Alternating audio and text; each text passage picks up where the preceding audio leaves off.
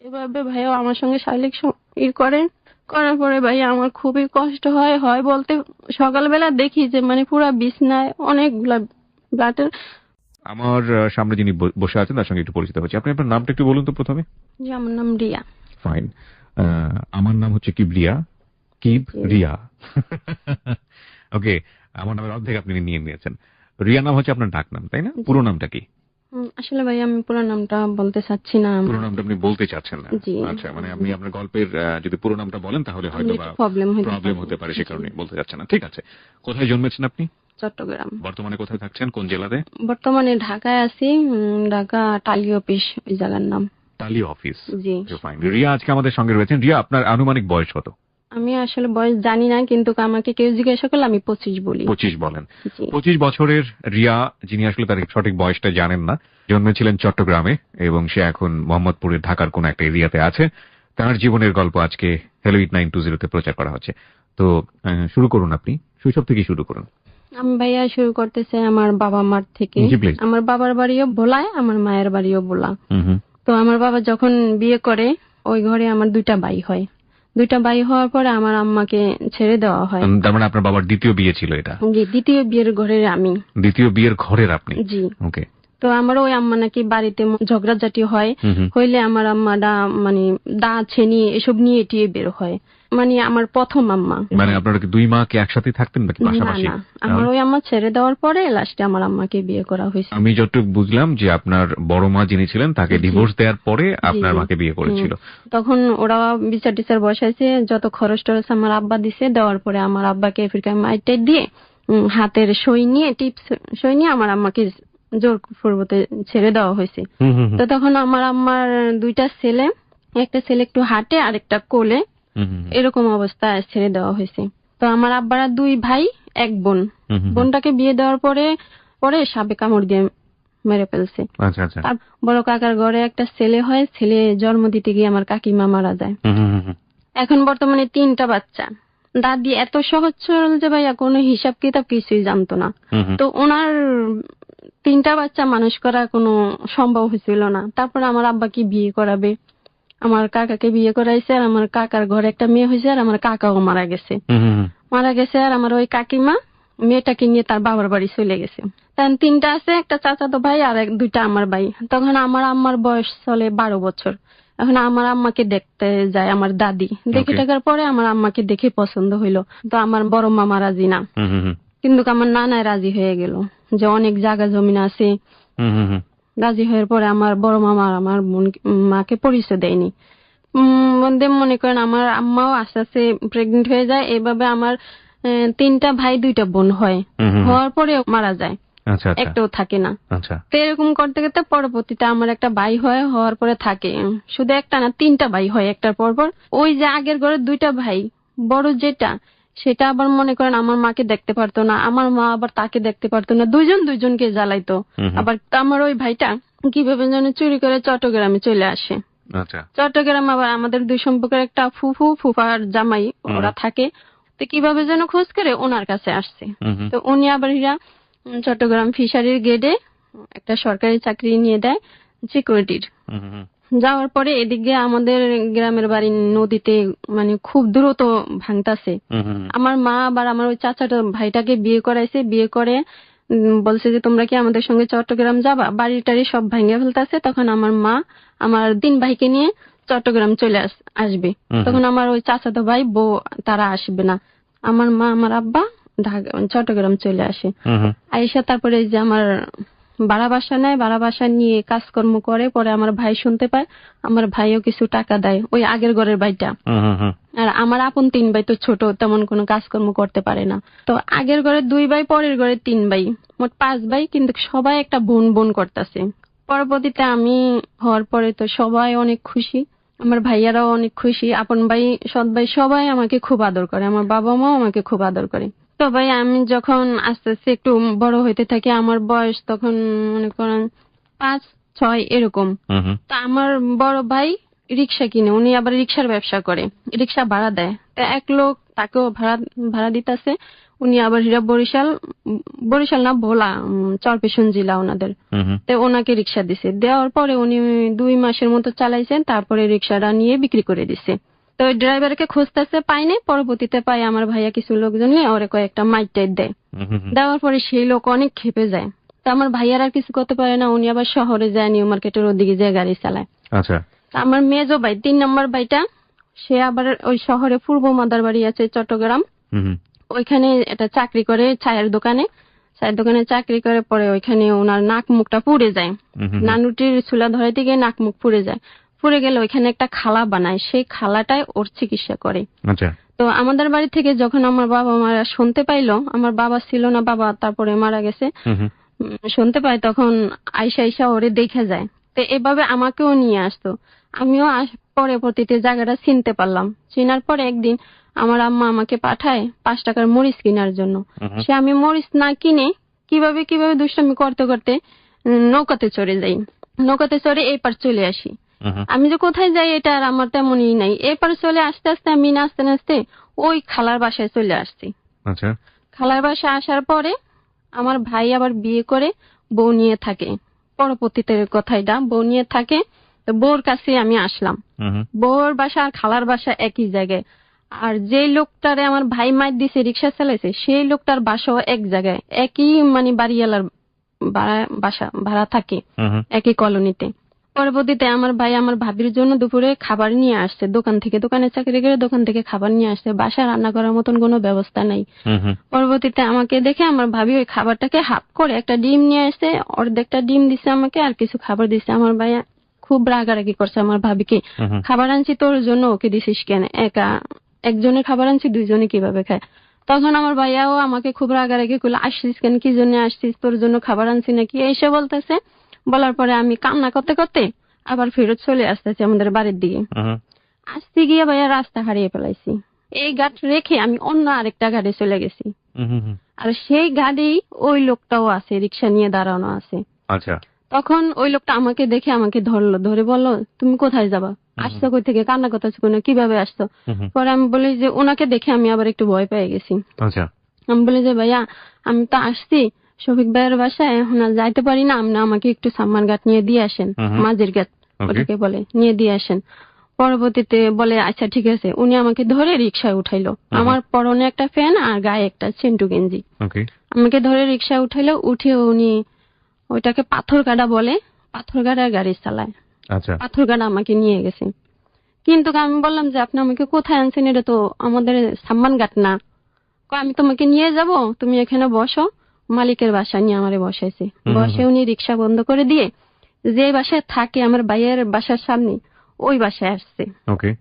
ওই বাসায় এসে ওর কিছু কাপড় চোপড় নিছে, কিছু টাকা টাকা নিছে, নিয়ে আমাকে নিয়ে জঙ্গল বাটিয়ালি ওর বড় বোন থাকে, ওইখানে চলে গেছে।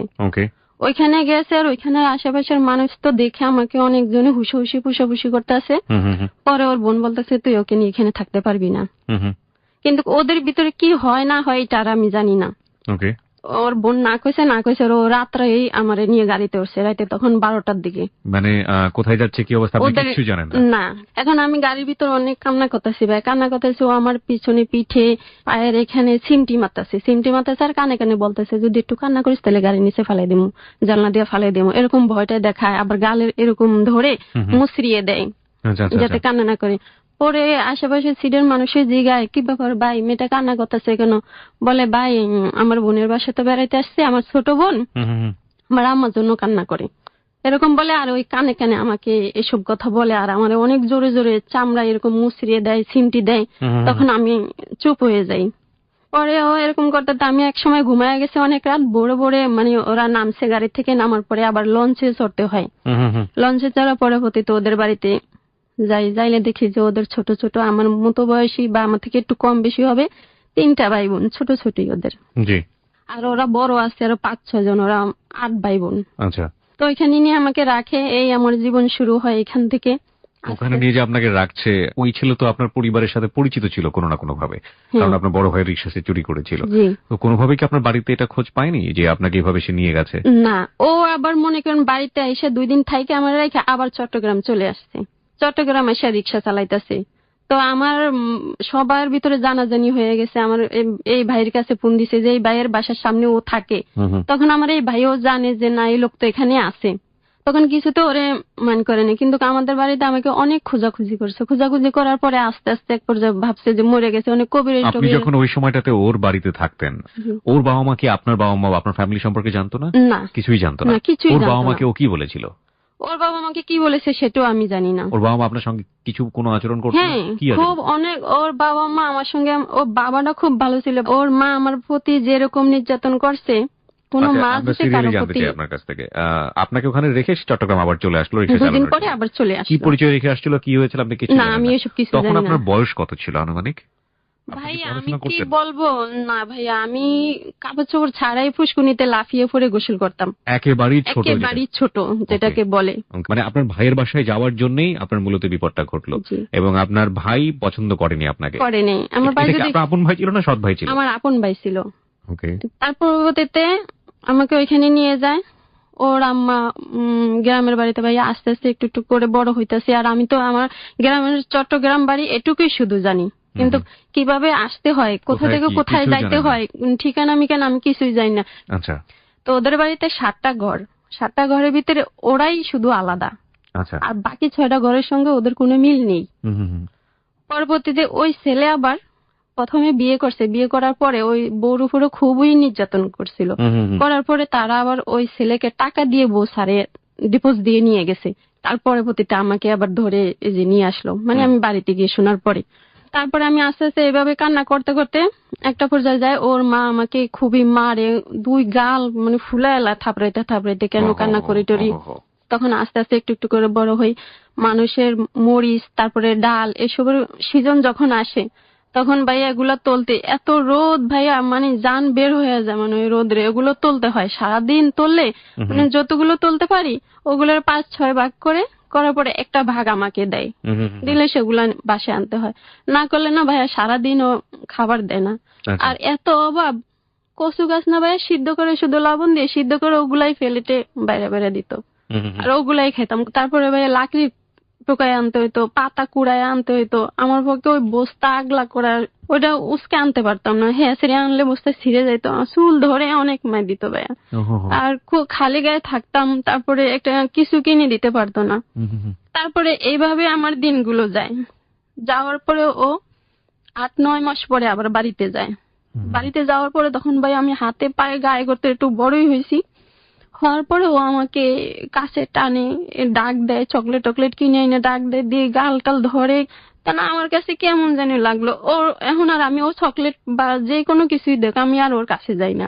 তখন নাকি ওর মায়ের কাছে বললো যে আমি ওকে বিয়ে করব, মানে এটা আমাকে বিয়ে করব। আপনি পরবর্তীতে শুনেছেন? শুনেছি। পরবর্তীতে ওর মা বলতেছে যে ও তো এখনো ছোট, এত তাড়াতাড়ি বিয়ে করা যাবে না। এই লোকটা বিবাহিত ছিল আগে? জি, আগে বিবাহিত ছিল। পরবর্তীতে ওর মা বলছে যে না এত ছোট করা যাবে না। ওর বাপ শুনে খুবই রাগ করছে। রাগ করার পরে ও কিছুদিন থাকে 10-15 দিন থেকে আবার চট্টগ্রাম চলে গেছে। যাওয়ার আবারও 7-8 মাস পরে আসে। 7-8 মাস পরে এসে ফিরকে আমার চোখে খুবই পড়ে গেছে ওর। পরে পরে এখন আমাকে বিয়ে করবে। ওর বাপ মা কারো কথাই শুনে না, আর ওর মা কিছু বলে না, কিন্তু ওর বাবা রাগ করে। ওর বাবাকে গালিগালাজ দিয়ে বাইর করে দেওয়া হয়। একজন হুজুর মসজিদ থেকে ডাইকা বাসায় না পরে বিয়ে করলো। বিয়ে করার পরে আমি তো ওর মায়ের কাছে শুইতাম, ওর ছোট ছোট ভাই বোন গুলো ওর মায়ের কাছে শুইতো। আইজও আমি ওর মায়ের কাছে শুইছি। আপনাকে বিয়ে করে ফেলেছেন? জি, করে ফেলেছি। আপনার মনে আছে আপনার এই বিয়ের স্মৃতি? হ্যাঁ, মনে আছে। একজন হুজুর ডাইকে আনলো কিনা বাসা, আমাকে কি যেন বলতে বললো, আমি বলছিলাম, কিন্তু এটার মানে যে বিয়ে এটা আর আমি বুঝতে পারলাম না। আমাকে হুজুর বললো বলতে আমি বলছি, আর আমাকে আমার শাশুড়ির একটা পুরানো কাপড় পরাইছে। তারপরে আমার বিয়ে হয়ে গেল। বিয়ে হওয়ার পরবর্তীতে হুজুর টুজুর চলে গেল, ঘরে ঘরে কিছু খাওয়ান টাওয়ান হইলো, আমি আবার ঘুমিয়ে পড়ছি। আমার শাশুড়িকে আমি আগে থেকেই মা মা বলে ডাকতাম। ওই বাচ্চাদের সঙ্গে মা বাবাই ডাকতাম, বুঝতে পারতাম যে এরাই আমার মা বাবা। তো ওইখানে আমি ঘুমাইয়া গেছি। কখন রাত কয়টার দিকে হয়েছে আমি জানি না, আমাকে কোলে করে তুলে নেওয়া হয়েছিল ফারুকের জায়গায়। ফারুক নিয়ে গেছে। ও নিয়ে গেছে। নিয়ে যাওয়ার পর ও যখন আমাকে লাড়সাড় করতেছে তখনই আমি সজাগ হয়ে গেছি। সজাগ হয়ে যায় আমি একটা চিৎকার দিছে। আমার মুখটা ধরে খুব জোরে একটা মানে চিপ দিছে, আমার একবারে গাল দিয়ে রক্ত বের হয়ে গেছে। পরবর্তীতে এখন আমি আর শিক্ষা দিতেছি না, পরেও আমার লগে অনেক ধরনের জোরাজোরি করতেছে। পরবর্তীতে ওর গামছা দিয়ে আমার 2টা পা, ওইটা ভাইয়া তক্তালা চৌকি পয়া, 2 পাশে পয়া আছে, পয়ার সঙ্গে মানে পা 2টাকে বাঁধার পর আর হাত 2টা ওর হাত দিয়ে আমাকে চেপে ধরে রাখে। এভাবে ভাইয়া আমার সঙ্গে শারীরিক করার পরে ভাইয়া আমার খুবই কষ্ট হয় বলতে সকালবেলা দেখি যে মানে পুরা বিছনায় অনেকগুলা ব্লাডের। পরেও দেখার পরে আমি আর উঠে দাঁড়াইতে পারছি না, এমনকি কোনো কিছু করতে পারছি না। তারপরে আমার শাশুড়িকে শুনতেছে যে এত চিল্লাফিল্লা করতেছি, একই তো ঘর, খালি রুম আলাদা আলাদা, মাঝখান দিয়ে একটা পার্টিশন, তাও পাতার পার্টিশন। আমার শাশুড়ি কিছুই বলে না। তারপরে এরকম করার পরে সকালবেলা যখন দেখে যে পুরো পড়ে আছে, পরবর্তীতে ওদের চরবেশন থানা, চরবেশন জেলায় ওদের আমাকে চরবেশন নিয়ে যায় রিক্সা দিয়ে। যখন আমাকে মহিলা ডাক্তার দেখার পরে 3টা সেলাই করা হয়। 3টা সেলাই করার পরে মহিলা জিজ্ঞাসা করে, উনি আপনার কি হয়, কেন এমন হয়েছে, কিভাবে এমন হয়েছে? তো ওয়াইফ বলে পরিচয় দিছে। দেওয়ার পরে মহিলা খুব রেগে গেছে। ডাক্তার রেগে যাওয়ার পরে বলে যে আপনাকে এখনই থানায় দিব, এই করবো সেই করবো। রেগে যাওয়ার পরে ওইখান থেকে কোনো মতে হাতে পায়ে ধরে টরে নিয়ে আসে। আর আমার কোনো অসুখ হইলে আমাকে ডাক্তারের কাছে নেয় না। আচ্ছা। তো এরকম করে ও 2-3 দিন থেকে আবারও চট্টগ্রাম চলে যায়। 8-9 মাস পরে আবার বাড়িতে যায়। বাড়িতে গিয়ে একই রকম কাজ করা হয় ভাই আমার লগে। তো তখন আবার মানে 2 মাস 3 মাসের মতো থাকে। 2-3 মাসে আমার লগে কয়েকবারই এরকম করা হয়। ওকে। তারপরে আমি এভাবে প্রেগনেন্ট হয়ে যাই। প্রেগনেন্ট হওয়ার আগে আমি আপনাকে জানতে চাই, সেটা হচ্ছে যে মেয়ে হওয়া বলে একটা ব্যাপার থাকে প্রকৃতির নিয়ম অনুযায়ী, সেটা কি সেই সময় সেই বয়সে আপনি হয়েছিলেন? না ভাই, সেটা আমি সেই সময় হইনি। তাহলে আপনি কিভাবে মানে প্রেগনেন্ট হবেন? ভাইয়া এটার মানে আমিও বুঝি নাই। আর আপনি যে প্রেগনেন্ট হয়েছি এটাও আমি বুঝিনি। যখন আমি আস্তে আস্তে একটু বড় হই, তখন আমার আস্তে আস্তে মানে পেট বড় হইতে থাকে, তখন এটা আমার শাশুড়িরা ফলো করে, এটা আমি বুঝতে পারিনি। নোট অন দ্যাট পয়েন্ট, প্রিয় শ্রোতা, এই বিষয়টাকে আপনারা যারা অশ্লীল মনে করছেন তাদের জন্য একটু বলতে চাই, this is very hardest reality. আমাদের সোসাইটিতে এই ধরনের ঘটনা যে ঘটে না তা কিন্তু নয়। ওর ক্ষেত্রে যেটা হয়েছে একটা অন্যরকম একটা ইনসিডেন্ট, কিন্তু বাল্যবিবাহের জায়গাটি থেকে এই যে প্রেগন্যান্সি কিংবা এই যে অনাকাঙ্ক্ষিত সন্তান এবং একটা মেয়ের প্রতি শারীরিক যৌন আচরণের ক্ষেত্রে যে অন্যায় আচরণ, এগুলো কিন্তু আমাদের সমাজে হরহামেশাই ঘটছে, কিন্তু আমরা এগুলো নিয়ে কখনোই ফোকাস বা লাইমলাইটে বা সেই অর্থে গণমাধ্যমে তেমন কোনো কথাবার্তা শুনি না। যেহেতু ওর বলার সুযোগ হয়েছে, সুতরাং আমরা এই জায়গাটি থেকে এই বিষয়টিকে আমরা ওর প্রতি যে অত্যাচার সেই পার্সপেক্টিভ থেকেই, সেই ভিশন থেকেই যেন আমরা বিষয়টিকে বিচার করি। অন্য কোনো দৃষ্টিভঙ্গি থেকে, অন্য কোনো ট্যাবু থেকে যেন আমরা আমাদের আজকের ঘটনাটিকে না নিই। এবং আমার বিশ্বাস হেলুইড 920 সচেতন শ্রোতা যারা রয়েছেন তারা বিষয়টিকে ঠিক সেভাবেই নেবেন। হ্যাঁ বলুন। তারপরে আমার শাশুড়িরা এইসব ফলো করে বা বাড়ির সবাই ফলো করে। তা আমাকে অনেক চাচি টাচি জিজ্ঞাসা করে, তোর এরকম কেন, জামা টামা গায়ে দিয়ে ভালো করে থাক, এরকম হয়েছে। সবাই একটু মানে অন্য এগুলা নিয়ে মানে আলোচনা করতেছে। না ভাই আমি বুঝতাম না। আমি বুঝতে পারছি তখন সবার কাছে যখন শুনতে পারতাছি, আস্তে আস্তে একের পর এক দিনের পর দিন শুনতে পারতাছি, তখন থেকে আমি মানে বুঝতে পারতাছি। তখন 5 মাস যখন হয়, 5-6 মাস, তখন আমার প্যাডির ভিতরে নড়চড় করে। তখন আমি আমার মাকে বলি, শাশুড়িকে বলি, মা আমার এদিক দিয়ে ব্যথা করে, এদিক দিয়ে ব্যথা করে, নড়ে সরে। তখন আমার শাশুড়িকে চুপ থাক, মানে অনেক রাগ টাগ করে, এরকম করে রাখে। তো যখন হবে ভাই আমি খুব ব্যথায় অনেক যন্ত্রণা করতেছি, কিন্তু হওয়ার 1 সপ্তাহ আগের থেকেই আমি ব্যথায় ভুগতেছি, কিন্তু কেউ একটু মাথা ঘামায় না আমারই নিয়ে। পরে আমার হাজবেন্ড চট্টগ্রাম থেকে চলে আসার পরে যেদিনকে আমার হবে, আমার ডাক্তারের কাছে নেয় না, ওরা ভয়তে। একবার ডাক্তারের কাছে নিয়ে ওরা ভীষণ ভয় পাইছে যে যদি পুলিশে দিয়ে দেয়। এখন তো প্রেগন্যান্ট অবস্থায় যদি নেয় তাহলে তো আরো বিপদে পড়ে যাবে। তো ভাইয়া ওদের দেশে এরকম নাকি বাচ্চা হইতে যদি কষ্ট হয় তাহলে হুজুর থেকে বা কবিরাজ থেকে তাবিজ আনে, পানি পড়া নিয়ে আসে। পানি পড়া অনেক তাবিজ আনে, একটা তাবিজ, ওইটা মনে করেন বাচ্চা হওয়া পর্যন্ত বাধা থাকবে। বাচ্চাটা যখন হওয়ার সঙ্গে সঙ্গে এটা খুলে ফেলতে হবে, না হলে নাকি নারী টারিও বের হয়ে যায়, এরকম শুনেছি। আচ্ছা। আমার ক্ষেত্রে এরকম করছে। আবার কি মক্কার একটা ফুল, ওই ফুলটা মানে শুকনা ফুল, ওইটাকে যখন পানিতে ভিজানো হয় ওইটা একবারে পুরাটা মেলে যায়, তাজা হয়ে যায়। ওই ফুলটারও পানি খাওয়া হয়েছে, রসুন টসুন সেইসা কতগুলা খাওয়া হয়েছে।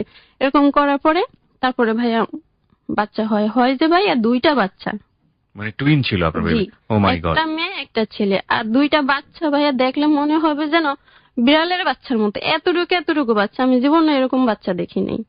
বাচ্চা হওয়ার পরে আমার না মাথায় রক্ত উঠে গেছে, আর রক্তটা ভাই আমার নাক দিয়ে আসে, কখনো কাশি দিলে মুখ দিয়েও আসে।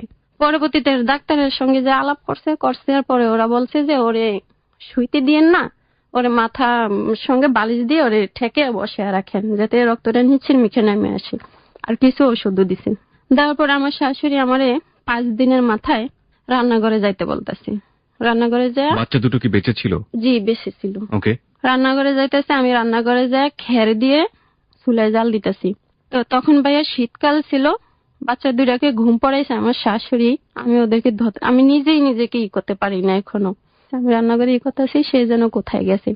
ছেলেটা প্রসাব করে দিছে, প্রসাব করে ও কান্না করতেছে। এখন আমি বুঝতে পারতেছি না যে আমি এখানে জাল দিব না ওদের কাছে যাব। আমি জালই দিয়ে যাচ্ছি খের দিয়ে। তো আমার হাজবেন্ড কোথা থেকে আসছে এটু আর আমি জানি না। রান্নাঘর আর শোয়ার ঘরটা আলাদা আলাদাই।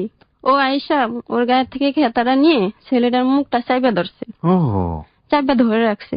তখন আমি এই জিনিসটা ফলো করলাম যে ও এতক্ষণ কি জোরে জোরে কান্না করতেছে, এখন যে আর কান্না করে না, পড়ে গেছে নাকি। আমি আবার গেছি লাঠি দিয়ে জালটারে বাইরে বাইরে নিবে, তারপরে গেছি যাই দেখি যে ও ওইরকম ওরে এরকম মুখটা চাইপা ধরে রাখছে। পরে আমি হায় হায় করে এরকম ওরে ধাক্কা দিছে, ও আবার পড়ে গেছে।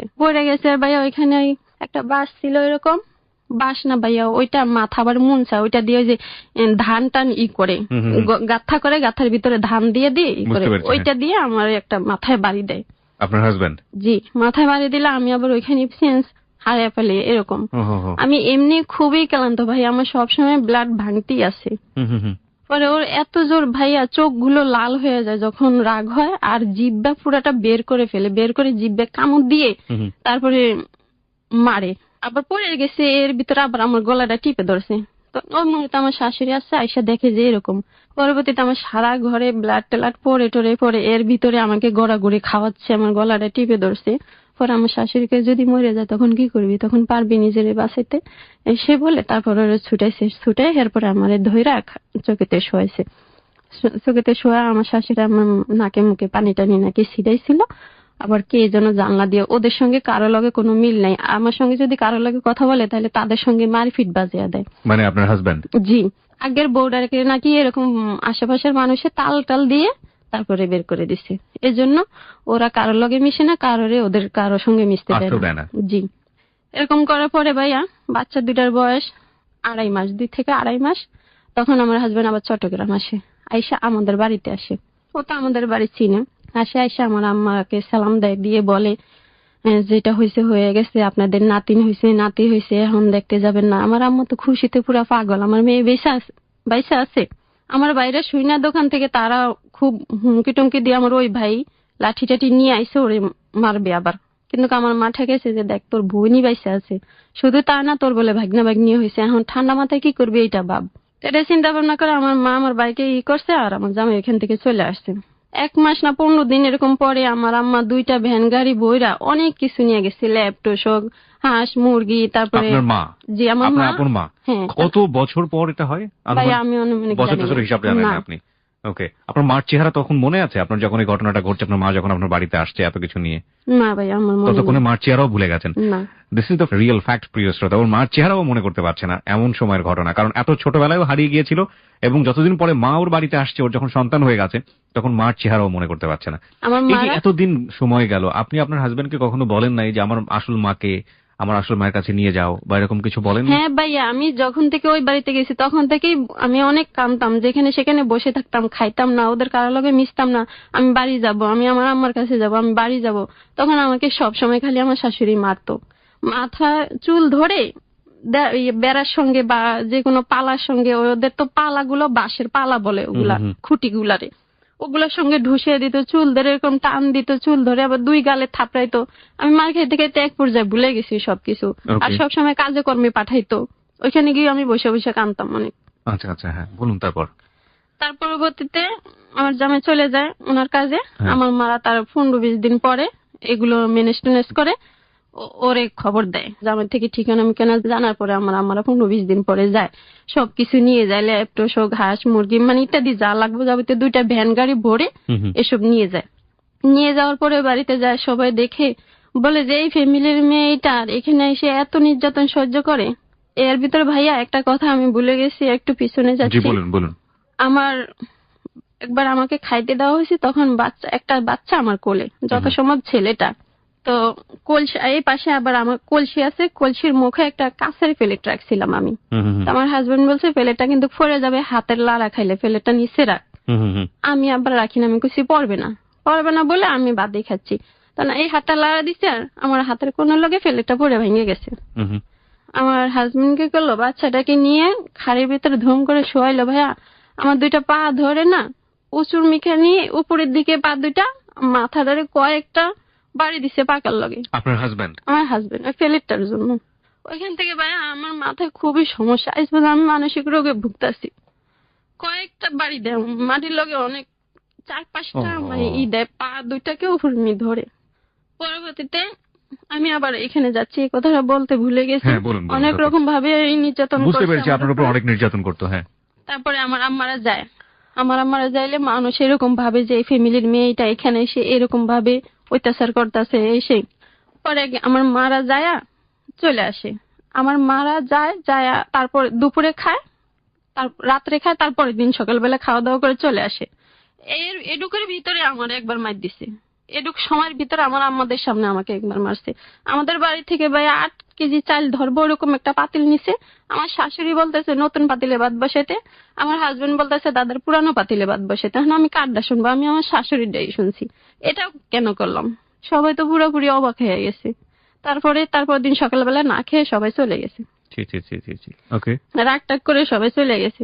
যাওয়ার পরে বলতে আমার শাশুড়ি এখন আর আমাকে খাবার দেয় না, বলে মা বাবা আসতে এখন তোমার তেল বেড়ে গেছে, মানে বিভিন্ন রকমের কথা বলতেছে। আমাকে জুদা করে দেওয়া হইলো। জুদা মানে আলাদা করে দেওয়া হলো। আপনি যে এতদিন পর আপনার মাকে দেখলেন, আপনার অনুভূতিটা কেমন ছিল? ভাই আমার কোনো অনুভূতি ছিল না, যেটা আমার মাকে জড়িয়ে ধরি বা মাকে যেই করে আমার কাছে সব মা, ভাই, ভাবি। আমি তো কোনো সময় ভাবি টাবি দেখি নাই, ভাই করে ছোট ছোট দেখেছি। যে যা জড়িয়ে ধরবে এরা, মানে সবই আমার পর মনে হয়েছে। আপন বলতে একটা আগ্রহ যে ভিতরে আমার আপন জন এদের কাছে যাই, এরকম কোনো হয়নি। এই জন্যই আমরা বলে থাকি যে life is more than drama. জীবন নাটকের চেয়ে অনেক অনেক বেশি নাটকীয়। এই সিনটাই যদি আপনি নাটকে দেখতেন, তাহলে বহুবার এক একটা সিন বহু রকম করে ক্যাপশন দিয়ে, বহুবার বহু অ্যাঙ্গেল থেকে ক্যামেরা ঘুরিয়ে মাকে বুকে জড়িয়ে ধরা, বিভিন্ন রকমের বিভিন্ন কিছু করে দেখানো হতো। এবং এই সিনটা দেখাতেই মোটামুটি 3 দিন 3টা সিরিয়াল এবং 3 সপ্তাহ মোটামুটি পার করে দেওয়া হতো। কিন্তু দ্য হার্ডেস্ট রিয়েলিটি ইজ কোনো ফিলই হয়নি এই মেয়েটার। ওকে, যাই হোক, তারপর আমার শুধু আপনজন ওদেরকেই মনে হয়েছে ভাই। ও যে আমার স্বামী তাও মনে হয় না।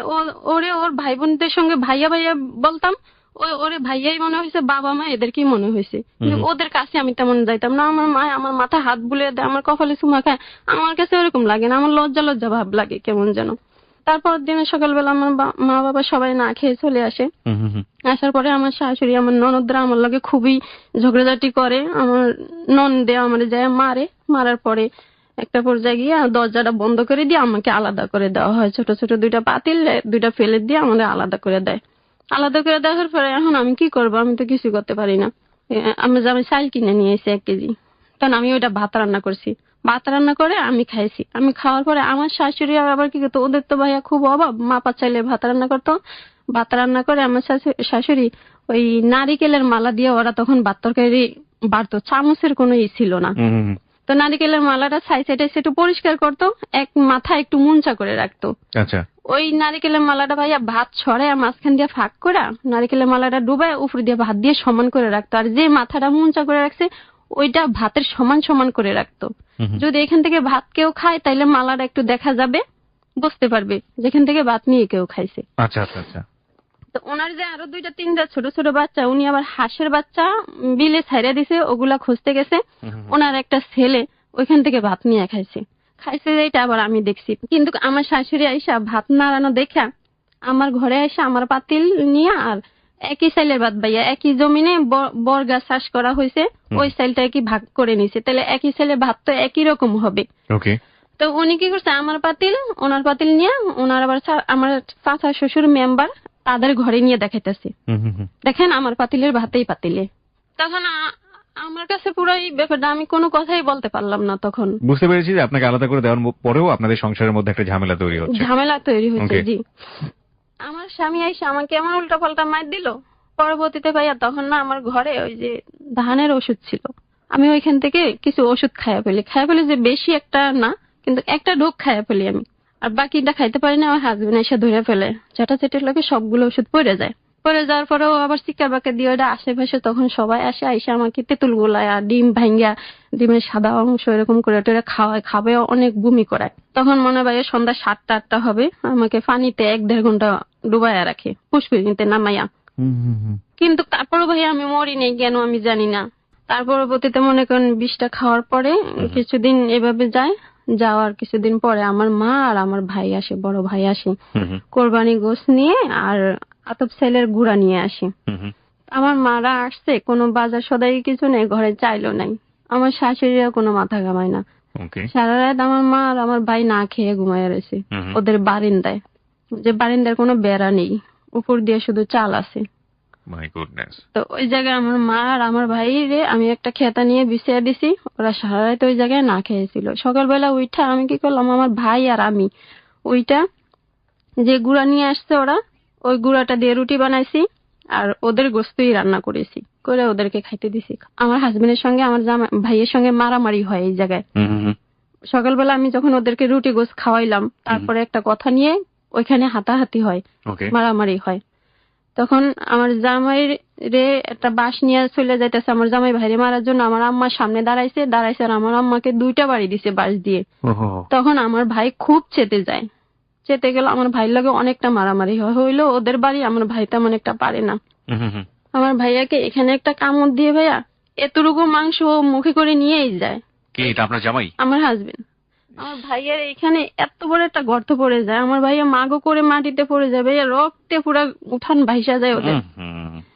পরবর্তীতে ওদের সর্বশন থানায় গিয়ে আমার ভাইয়া এটাকে বেন্টিশ করে ওইখান থেকে আমার মাকে নিয়ে চলে যায় দেশে, গিয়ে কর্ণফুলী থানায় যায় ওরা।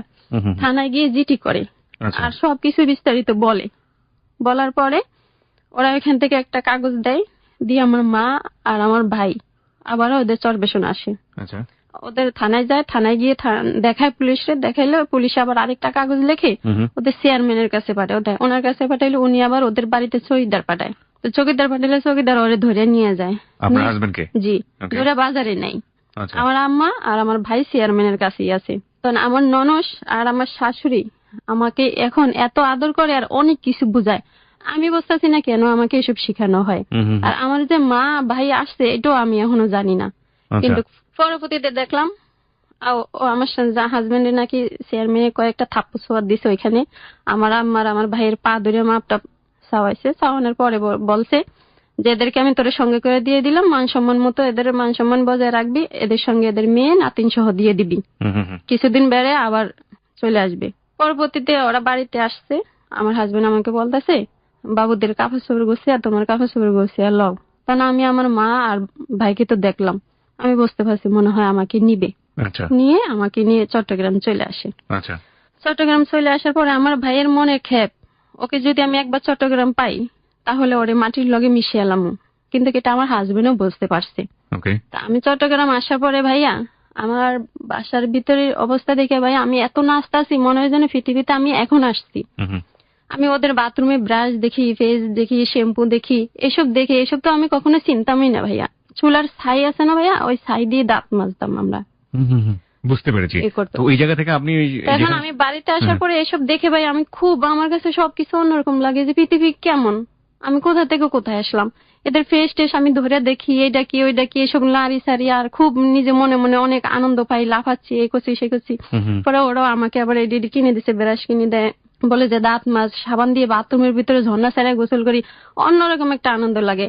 পরবর্তীতে এরকম করতে করতে ভাইয়া মনে হয় অনেক দিন যায়, 1-1.5 বছর 2 বছরের কাছাকাছি যায়। যাওয়ার পরে ওই বাচ্চাগুলাকে আমার ভাইয়ের বাচ্চার সঙ্গে মসজিদে পাঠানো হয় সকালবেলায়, আবার রাস্তায় সবসময় ধুলা বালু লয়ে খেলে, ওরা খেলে টেলে দুপুরে আবার বাসায় আসে। তো সবসময় তো এরকম, ফুট করে ওরা একদিন 2জনই হারিয়ে গেছে, ওদেরকে আর খুঁজে পাওয়া যাচ্ছে না। সব জায়গায় শহর বন্দর যেখানে চট্টগ্রাম আছে সব জায়গায় খোঁজ নেওয়া হয়েছে, বাচ্চা দুটাকে ও নিয়ে গেছে। ও আসলে নিয়ে গেছে বাচ্চাটাকে? ও আসলে অনেক দিন ধরেই চট্টগ্রাম থাকতো, তবে গাঁও ডাকা দিয়ে সুযোগ পায় একদিন দুটা বাচ্চা নিয়ে গেছে। তো ছেলেটাকে নিয়ে ওদের বাড়ির পাশে এক বাড়ি আছে, আমি চিনতাম ওই বাড়িতে গরু রাখার কাজে দিছে, আর মেয়েটাকে ঢাকায় বাসায় কাজে দিছে। পরবর্তীতে আমরা তো আর এসব কিছু জানি না, আমরা খোঁজ করতেছি, করার পর এক পর্যায়ে অফ হয়ে গেলাম, পাইলাম না বাচ্চা দুইটাকে। পরে 1 বছর কেটে যায়। 1 বছর পরে ও একদিন আসে, আমাকে নেওয়ার জন্য কিছু লোকের টাকা খাওয়ায়। তো টাকা খাওয়ার পরে যাদেরকে টাকা খাওয়ায় তারা আবার এলাকায় চিপাই চাপাই একটু মাস্তানি টাস্তানি করে। আর আমার ভাইরে মাইর দেওয়ার জন্য কিছু টাকা দেয়। তখন এটা আবার আমার ভাই শুনতে পারছে, জানাজানি হয়ে গেছে। জানাজানি হয়ে যাওয়ার পরে আমার ভাই আমার মাকে নিয়ে আর আমার ছোট বোনটাকে নিয়ে আমাদেরকে ঢাকায় পাঠিয়ে দেয়। একদিন রাতের 12টার গাড়িতে 1 মাসের চাল ডাল যা যা কিনা লাগবে ওইসব দিয়ে আমাদেরকে 3 জনকে ঢাকা পাঠিয়ে দেয়। ঢাকা আমরা কখনোই চিনি না বা চিনতাম না। ঢাকায় আইসা গাড়িতে আমরা জিজ্ঞাসা করে যে আপনারা কোথায় নামবেন। আমিও জানি না বলতে, আমার আম্মাও জানে না বলতে যে আমরা কোথায় যাব। বলি শুধু ঢাকায় যাবো। ঢাকায় কোন জায়গায় যাবেন? আমিও কান্দাছি, আমার মা কান্দাছে, মার কান্না দেখে আমিও কান্দাছি। কান্না করার পরে বলে যে, আমি বলি যে আপনারা আমাকে ঢাকায় নিয়ে যে কোনো একটা জায়গায় নামিয়ে দিয়েন। পরে দিয়ে ফার্ম গেট নাইনে নামিয়ে দিছে। আচ্ছা, ফার্ম গেট পার্কের পাশে ভাই আমরা সারাদিন ছিলাম। তো এখানে ভাইয়া শসা, টমেটো, কিছু আপেল পচা এগুলো আবার পয়সা গেলে ওইরকম ফিকে মেরে মেরে রাস্তার সাইডে ফেলে দেয়। ওগুলো আমরা টকে টকে 2 বোনে খাই। আমি একটু থামাচ্ছি আপনাকে, আমি পুরো বিষয়টা বুঝে উঠতে পারিনি। আপনি কেন গেলেন ঢাকাতে? কি দরকার ছিল ঢাকাতে যাওয়ার? ঢাকাতে ওই যে ভাইয়া ওই লোক আমাদের এলাকায় চিপা চাপা কিছু লোকজন আছে একটু সন্ত্রাসী টাইপের, মাস্তান টাইপের, ওদেরকে কিছু টাকা খাওয়াইছে আমাকে তুলে নেওয়ার জন্য, নিয়ে ওর কাছে দিতে। তো ঢাকায় কারা ছিল? ঢাকায় কেউ ছিল না ভাইয়া, কেউ ছিল না। এমনি অজান্তেই এই অচেনা একটা জায়গায় বাড়ি জমাচ্ছেন? এছাড়া আমাদের কি করবেন ঢাকায় এসে? কোনো প্ল্যান পরিকল্পনা ছিল? কোনো প্ল্যান পরিকল্পনা ছিল না। আমাদেরকে লুকানো হয় যে আপনারা ঢাকায় গিয়ে যে কোনো একটা জায়গায় থাকবেন, বাসা টাসা ভাড়া নিয়ে ওইখান থেকে কিছুদিন পরে নিয়ে আসবো, এরকম বলে পাঠানো হয়। আপনার ভাই পাঠায়? আমার ভাই, বড় ভাই পাঠায়। তো আপনারা কোথায় বাসা নেবেন আপনার বড় ভাই কেমনে জানবে? জানি না ভাইয়া, মানে পরবর্তীতে তখন ভাইয়া চিঠি লেখালেখি হইতো, চিঠিতে। আর এই যে অনেক দোকানে ইন্টারকম টেলিফোন ছিল, টেলিফোনে কথা হতো। ওকে, হ্যাঁ বলুন। তারপরে ভাই আমাদেরকে ফার্ম গেট নামিয়ে দিছে। আমরা পার্কের পাশে সারাদিন বসেছিলাম রোদের ভিতরে। আমার মা পড়ে গেছিল একটা পর্যায়ে, পরে বস্তার উপরেই আমার মা এরকম ঢেলান দিয়ে সরেছে। আর আমরা 2 বোন ওই টমেটো, তারপরে শসা, কিছু আপেল টাফেল পয়সা গেলে যেগুলো ফালাইয়া দেয় ওগুলো আমরা 2 বোন খুঁটা এনে খাই। আবার গায়ের লগে এরকম মোছা দিয়ে মারও আইনে দেই খাওয়ার জন্য। মায় তো ওই বস্তা নিয়েই বসে আছে। পরে এরকম করতে করতে সারাদিন গেল। বিকেল যখন 4টা-5টা বাজে যেতেছে, একটা আপেল, যে লোকটাই আপেল ফালাইছে আমরা ওইটা টুকে টুকে খাই, ওই লোকটাই আমাদেরকে ফলো করছে। উনি আসলো এখানে, আইসা বলতেছে যে খালাম্মা আপনারা সকালবেলা দেখতেছি এই জায়গায় এত রোদের ভিতরে এখানে বসে রয়েছেন, এই যে বাচ্চা 2টায়। তারপরে বলতেছে যে আপনারা কোথা থেকে আসছেন, কোথায় যাবেন, কেন এখানে এরকম রয়েছেন। পরে আমার মা অসুস্থ, এত অসুস্থ গেছে কথাই বলতে পারে না। তখন আমি বলছি আমরা চট্টগ্রাম থেকে আসছি। কয় যাবা কোথায়? আমি কে আসছি তো ঢাকায়। কয় এখন কোথায় যাবো? আমি তো জানি না এখন কোথায় যাবো, গাড়ি আমাদেরকে এখানে নামে দিছে, আমরা এখানে বসে আছি। পরে আমার মা ওইটা কোনো মতে বসে বলে যে বাবা আমরা তো একটা বিপদে পড়ে ঢাকায় আসছি, এখন আমরা একটু থাকার আসরে চাইতেছি, আমাদেরকে একটা বাসা টাসার কিছুতে চিনি না, কখনো আইনে এটা বাসার ব্যবস্থা করে দাও। তখন ওই লোকটাও আবার মেসে থাকে, একটা ফ্যামিলির সঙ্গে থাকে, টাকা দিয়ে খায়, ওই ফ্যামিলির কাছে নিয়ে আসছে।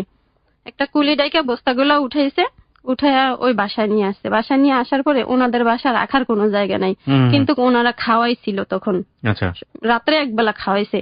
খাওয়াইয়া একটা বাসায় কাজের বুয়া চাইতেছে, তো ওই বাসাটায় যা ওই মহিলা নিয়ে গেছে আমার আম্মারে নিয়ে যায় কথা বলাইছে যে ভাঙতি মাস ভাইয়া তখন মনে মাসের 6-7 দিন আছে, এখন তো আমরা বাসাও কোথাও পাবো না, খালি না 1 তারিখ ছাড়া, তা এখন কই থাকবো। তখন বলতেছে যে এই মহিলারে আপনারা রাখেন, 2টা বাচ্চা সহ, 2টা মেয়ে আছে ওনার সঙ্গে, একটা রুমে রাখেন, আর উনি দরকারে কয়েকদিন কাজ করে দিব। এই কথা বললা ওই 3 তালাক নিয়ে ওই মহিলা আমার আম্মারে এরকম বলা বলিতে কথা ঠিক হয়েছে। তারপরে আমরা ওইখানে রাত্রে গেছি, রাত্রে যায় ভাঙতি মাসের কয়েকদিনই ওই জায়গায় ছিলাম। তারপরে একটা রুম ওই মহিলারে নিয়েই আমার আম্মা খুঁজা ছোট্ট একটা রুম বের করছে। বের করার পরে রুমটা 1500 টাকা ভাড়া, 1200 টাকা ভাড়া। পরে এখন আমার আম্মারে 3000 টাকা দিছে আমার ভাইয়া, 1 মাসের ভাড়া 1200 টাকা। তারপরে আমরা কি করব? এখন আমার মা ওই কয়দিন ওই জায়গায় কাজ করে বাসায় যখন আমরা আসলাম, আমার মা একটা মেসে কাজ নিছে। মেসে কাজ নিয়ে আমাদেরকে খাওয়াইতেছে, আর যে টাকা পায় ওই টাকা দিয়ে ঘর ভাড়া দিয়ে দেয়। আচ্ছা, এইভাবে করতে করতে প্রায় 1 বছরের মতো হয়ে যায়। এর মধ্যে আপনারা বাড়িতে যোগাযোগ করা বা কোনো কিছু করা? আর আপনার বাবা তখন কোথায় ছিল? আমার বাবা তো ভাইয়া তখন আমাকে নিয়ে যাওয়ার কিছু বছর পরে মারা যায়। কিছু বছর পরে মারা যায় আপনার বাবা? তো আমার যে ছোট বোনটার কথা বলতেছি, ওইটা আমার আব্বা মারা যাওয়ার 14 দিন পরে নাকি আমার ওই বোনটা হয়। মানে যে ছোট বোনকে নিয়ে আপনারা এখন এই মুহূর্তে ঢাকায়? জি, এই মুহূর্তে ঢাকায়, যে গল্পের যে মুহূর্তে আছেন আর কি। ওকে, বলুন তারপর। 1 বছর হয়ে যাওয়ার পরে এখন আমি এখন একটু ভালোই বুঝতে পারছি। আমি একদিন সকালবেলা উঠা দাঁড়াইছিলাম রাস্তার মাথায়, দেখতেছি মেয়েরা একবারে লাইন দিয়ে যাইতেছে। পিছন থেকে একটা মেয়েরে আমি ধরছি, ধরে বলতেছি যে আপু তোমরা কই যাইতেছো? পরে বলে যে আমরা অফিসে যাই। আমি কই কিসের অফিস? বলে যে আমরা চাকরি করি, অফিসে যাই। আমি কই কি আমারই নিবা তোমাদের সঙ্গে? কয় আসো। পরে মেয়েটা আমাকে নিয়ে গেছে। নিয়ে যাওয়ার পরে মেয়েটা তো ভিতরে ঢুকে গেছে, আমাকে বলছে তুমি এখানে দাঁড়াও, আমি উপর থেকে সুপারভাইজার ফাটামো, সুপারভাইজার তোমার লগে কথা বলে তোমার উপরে নিয়ে যাবে, তুমি যাইবে না কিন্তু। আমি তো দাঁড়িয়ে রয়েছি, সুপারভাইজার আসছে দিনের 11টা বাজে, আমি দাঁড়াইছি সকাল 8টা বাজে। 11টা বাজে আসছে, আইসা সুপারভাইজার আমার আগা থেকে মাথা পর্যন্ত এরকম তাকায় আসার পর না না হবে না, আমি ছোট, আর আবার একটু ছোট, ওগুলা ভাইয়ার আসলে বাথরুমে নিয়ে লুকায়। ওকে। তখন আমরা দেখে বলে যে না না ছোট ভাইয়ার আসলে সমস্যা হবে, এটা বলে সুপারভাইজার ভিতরে চলে গেছে। চলে যাওয়ার পরে এখন তো ভাই আমি ফিউশনে যে ফিরে বাসায় যাবো আমি তো আর চিনি না। আমি সারাদিন ওই গেটে বসে বসে কান্না করতেছি, আর আমার ক্ষুধার জ্বালায় আমার আরো বেশি কান্না। সারাদিন আমি সকালবেলাও কিছু না খেয়ে বেরোইছি। তা আরেকটা সুপারভাইজার লাঞ্চ করতে বের হয়েছে, বের হয়ে দেখে যে আমি ওইখানে কান্দাছি, জুতাগুলো আমি থুয়ে জুতার উপরে বসে আমি কান্না করতেছি। সুপারভাইজার আমাকে বলতেছে এই তুমি কে, ভিতরে ঢুকছো কিভাবে, আর এখানে বসে কান্না করো কেন? পরে আমি বলতেছি যে দেখেন ভাইয়া আমার তো এই গার্মেন্টসের একটা মেয়ে নিয়ে আসছে, আমি আর মেয়েটাকে খুঁজে পাই না। আমাকে বলছে এখানে চাকরি দিবে, একটা লোক এসে আমার সঙ্গে কথা বলে গেছেন, সেই লোক বলতেছে যে আমার নিবে না, চাকরি দিবে না, আর আমি যে মেয়ের লগে আসছি ওই মেয়েরও আর পাই না, তাহলে আমি বাসায় কেমনে যাবো? পরে দেখো ওই মেয়েটার নাম কি, আমি বলি যে মেয়েটার নাম নাসিমা। মেয়েটা বলছে যে ওর নাম নাসিমা। পরে দিয়া ওই লোকটাকে তুমি এখানে থাকো, উনি আবার দোকানে গিয়ে খেটে আসলো, আইসা আমাকে উপরে নিয়ে গেল, নিয়ে ইনচার্জ নাকি বলে ওনার সঙ্গে কথা বলালো যে স্যার এরকম এরকম মেয়েটা এই সমস্যা পড়ছে, স্যার রাইখে দেন। পরে কিছু অল্প বেতন দিয়ে হইলো রাইখে দেন। পরে আমার রাইখে দিল, রাইখে একটা মেশিনের সামনে বসালো সুতা কাটার জন্য। কত টাকা বেতন দিল আমি জানি না ভাইয়া, তখনও জানেন না? না, সুতা কাটতে ওই ছোট একগুলা কাঠার বলে ওইটা দিয়ে সুতা কাটতে দিছে। কারণ অপারেটর আমাকে বলে বডি গুলা উঠাও। আমি ভাইয়া বডি মানে কি আমি বুঝতে পারি না, আমি বডি কোথায় পাবো? আমি ভাবছিলাম যে রান্নাঘরের হয়তো ওই বটি হইতে পারে, কারণ ওই বটি আমি কিন্তু করা ওই কাপড় গুলাকেই বটি বলে, যে বডি পার্ট, শরীরের যে অংশটা সেটাকে বলছে বডি। আমি তো এদিক সেদিক তাকাইতেছি যে বডি আমি কই পাবো। ওই মেয়ে তো আমার লোকে খুব রাগে গেছে, সে ভাবতেছে যে আমি মনে হয় ঘাটতেরা, ও বলতেছে যে মেয়েটা তো খুব ঘাটতেরা, ফাজিল টাইপের এই হেল্পার কই থেকে আইনে দিচ্ছে আমারে এসে। কিন্তু কেন আমি নিচে মিকে তাকাইতেছি আর কাটতেছি, কিন্তু আমার চোখ দিয়ে অটোমেটিক পানি পড়তেছে যে আল্লাহ আমি কোথা থেকে কোথায় আসলাম, কেউই তো আমার ভালোভাবে কথা বলে না। পরে দিয়ে আমি আমি বুঝতে পারি নাই যে এগুলারে আপনারা বডি কন, তখন থেকে আমি বুঝতে পারছি। তারপরে যেটা ভাই কাপড় কাছে সিজার বলে ওরা, আমরা তো বলতাম কেসি। কেসির ইংরেজিটা হচ্ছে সিজার। হ্যাঁ, আপনার জানার কথা না? হ্যাঁ জি। তখন যেখানে যাইতাম সবাই আমার লাগে উল্টা ফুল্টা ব্যবহার করতো, আমি যে বুঝতে পারতাম না আমার ওদের কথাগুলো গার্মেন্টসের ভিতরে। তখন কেউ আমার লাগে ভালো কথা নয়, অনেক অপারেটর আমাকে মারতো, উঠতো, থাপড়াইতো, তো ওদের ধারণা যে আমি মনে হয় তেরা টাইপের। এরকম করার পরে আমাকে যখন রাতে 9টা বাজে ছুটি হবে, তখন আমি কিভাবে বাসায় যাব? তা না, আমি আমাদের লাইন ছেড়ে দিছি, আমি বৈশাখ কান দিয়ে আমাদের লাইন ছুটি দিয়ে দিছি, আমি বৈশাখ কান্না করি। পরে ওই সুপারভাইজার আমাকে বলতেছে তুমি বসে আছো কেন, যাও না কেন? পরে আমি বলি যে ভাইয়া আমি তো যে মেয়েটার সঙ্গে আসছি আমি মেয়েটারে খুঁজে পাই না। কয় মেয়েটা কোন লাইনে চাকরি করে?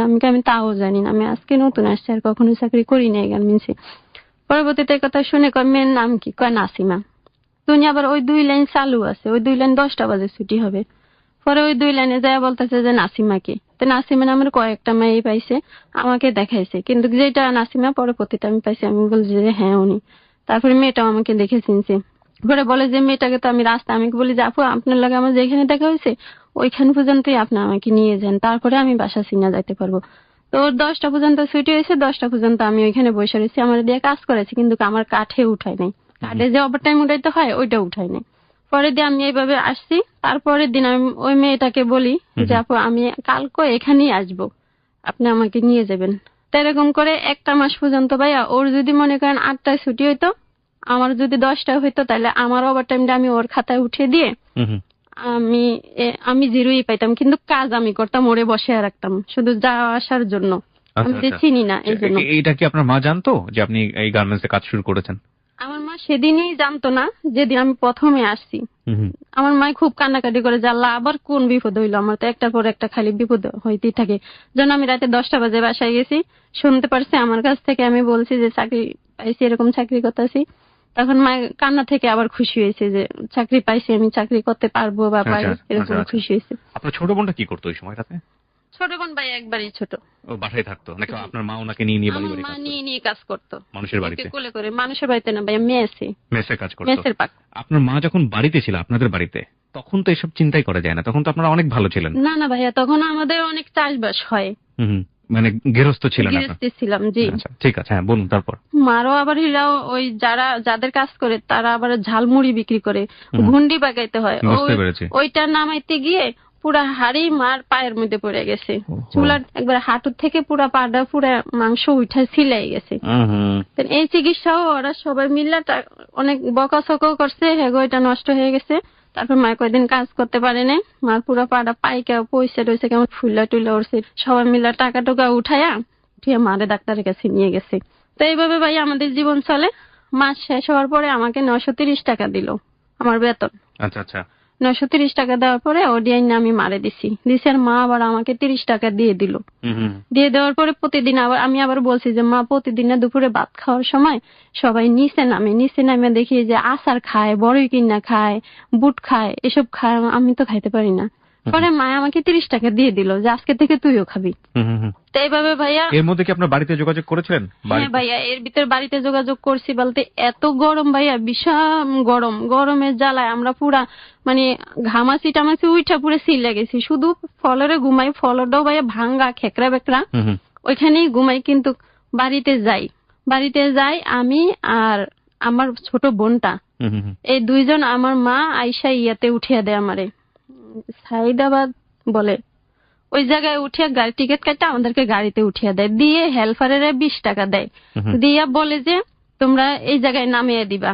তো ওই জায়গায় ওরা নামিয়ে দেয় আমাদেরকে। নাইমিয়া আমার মা আমাকে শিখিয়ে দিছে যে রিক্সা লবি, রিক্সারে কবি কি মাঝির ঘাট যাবো। আচ্ছা। গিয়া তো চিনতে পারছি সাম্পানে চলে, সাম্পানে ওই পার নিয়ে নামিয়ে দেয়। তো ওই পার নামিয়ে দিল। ওই পার হাইটে গিয়া মানে ভাইয়ার দোকানের পিছনে আমরা লুকায় রয়েছি।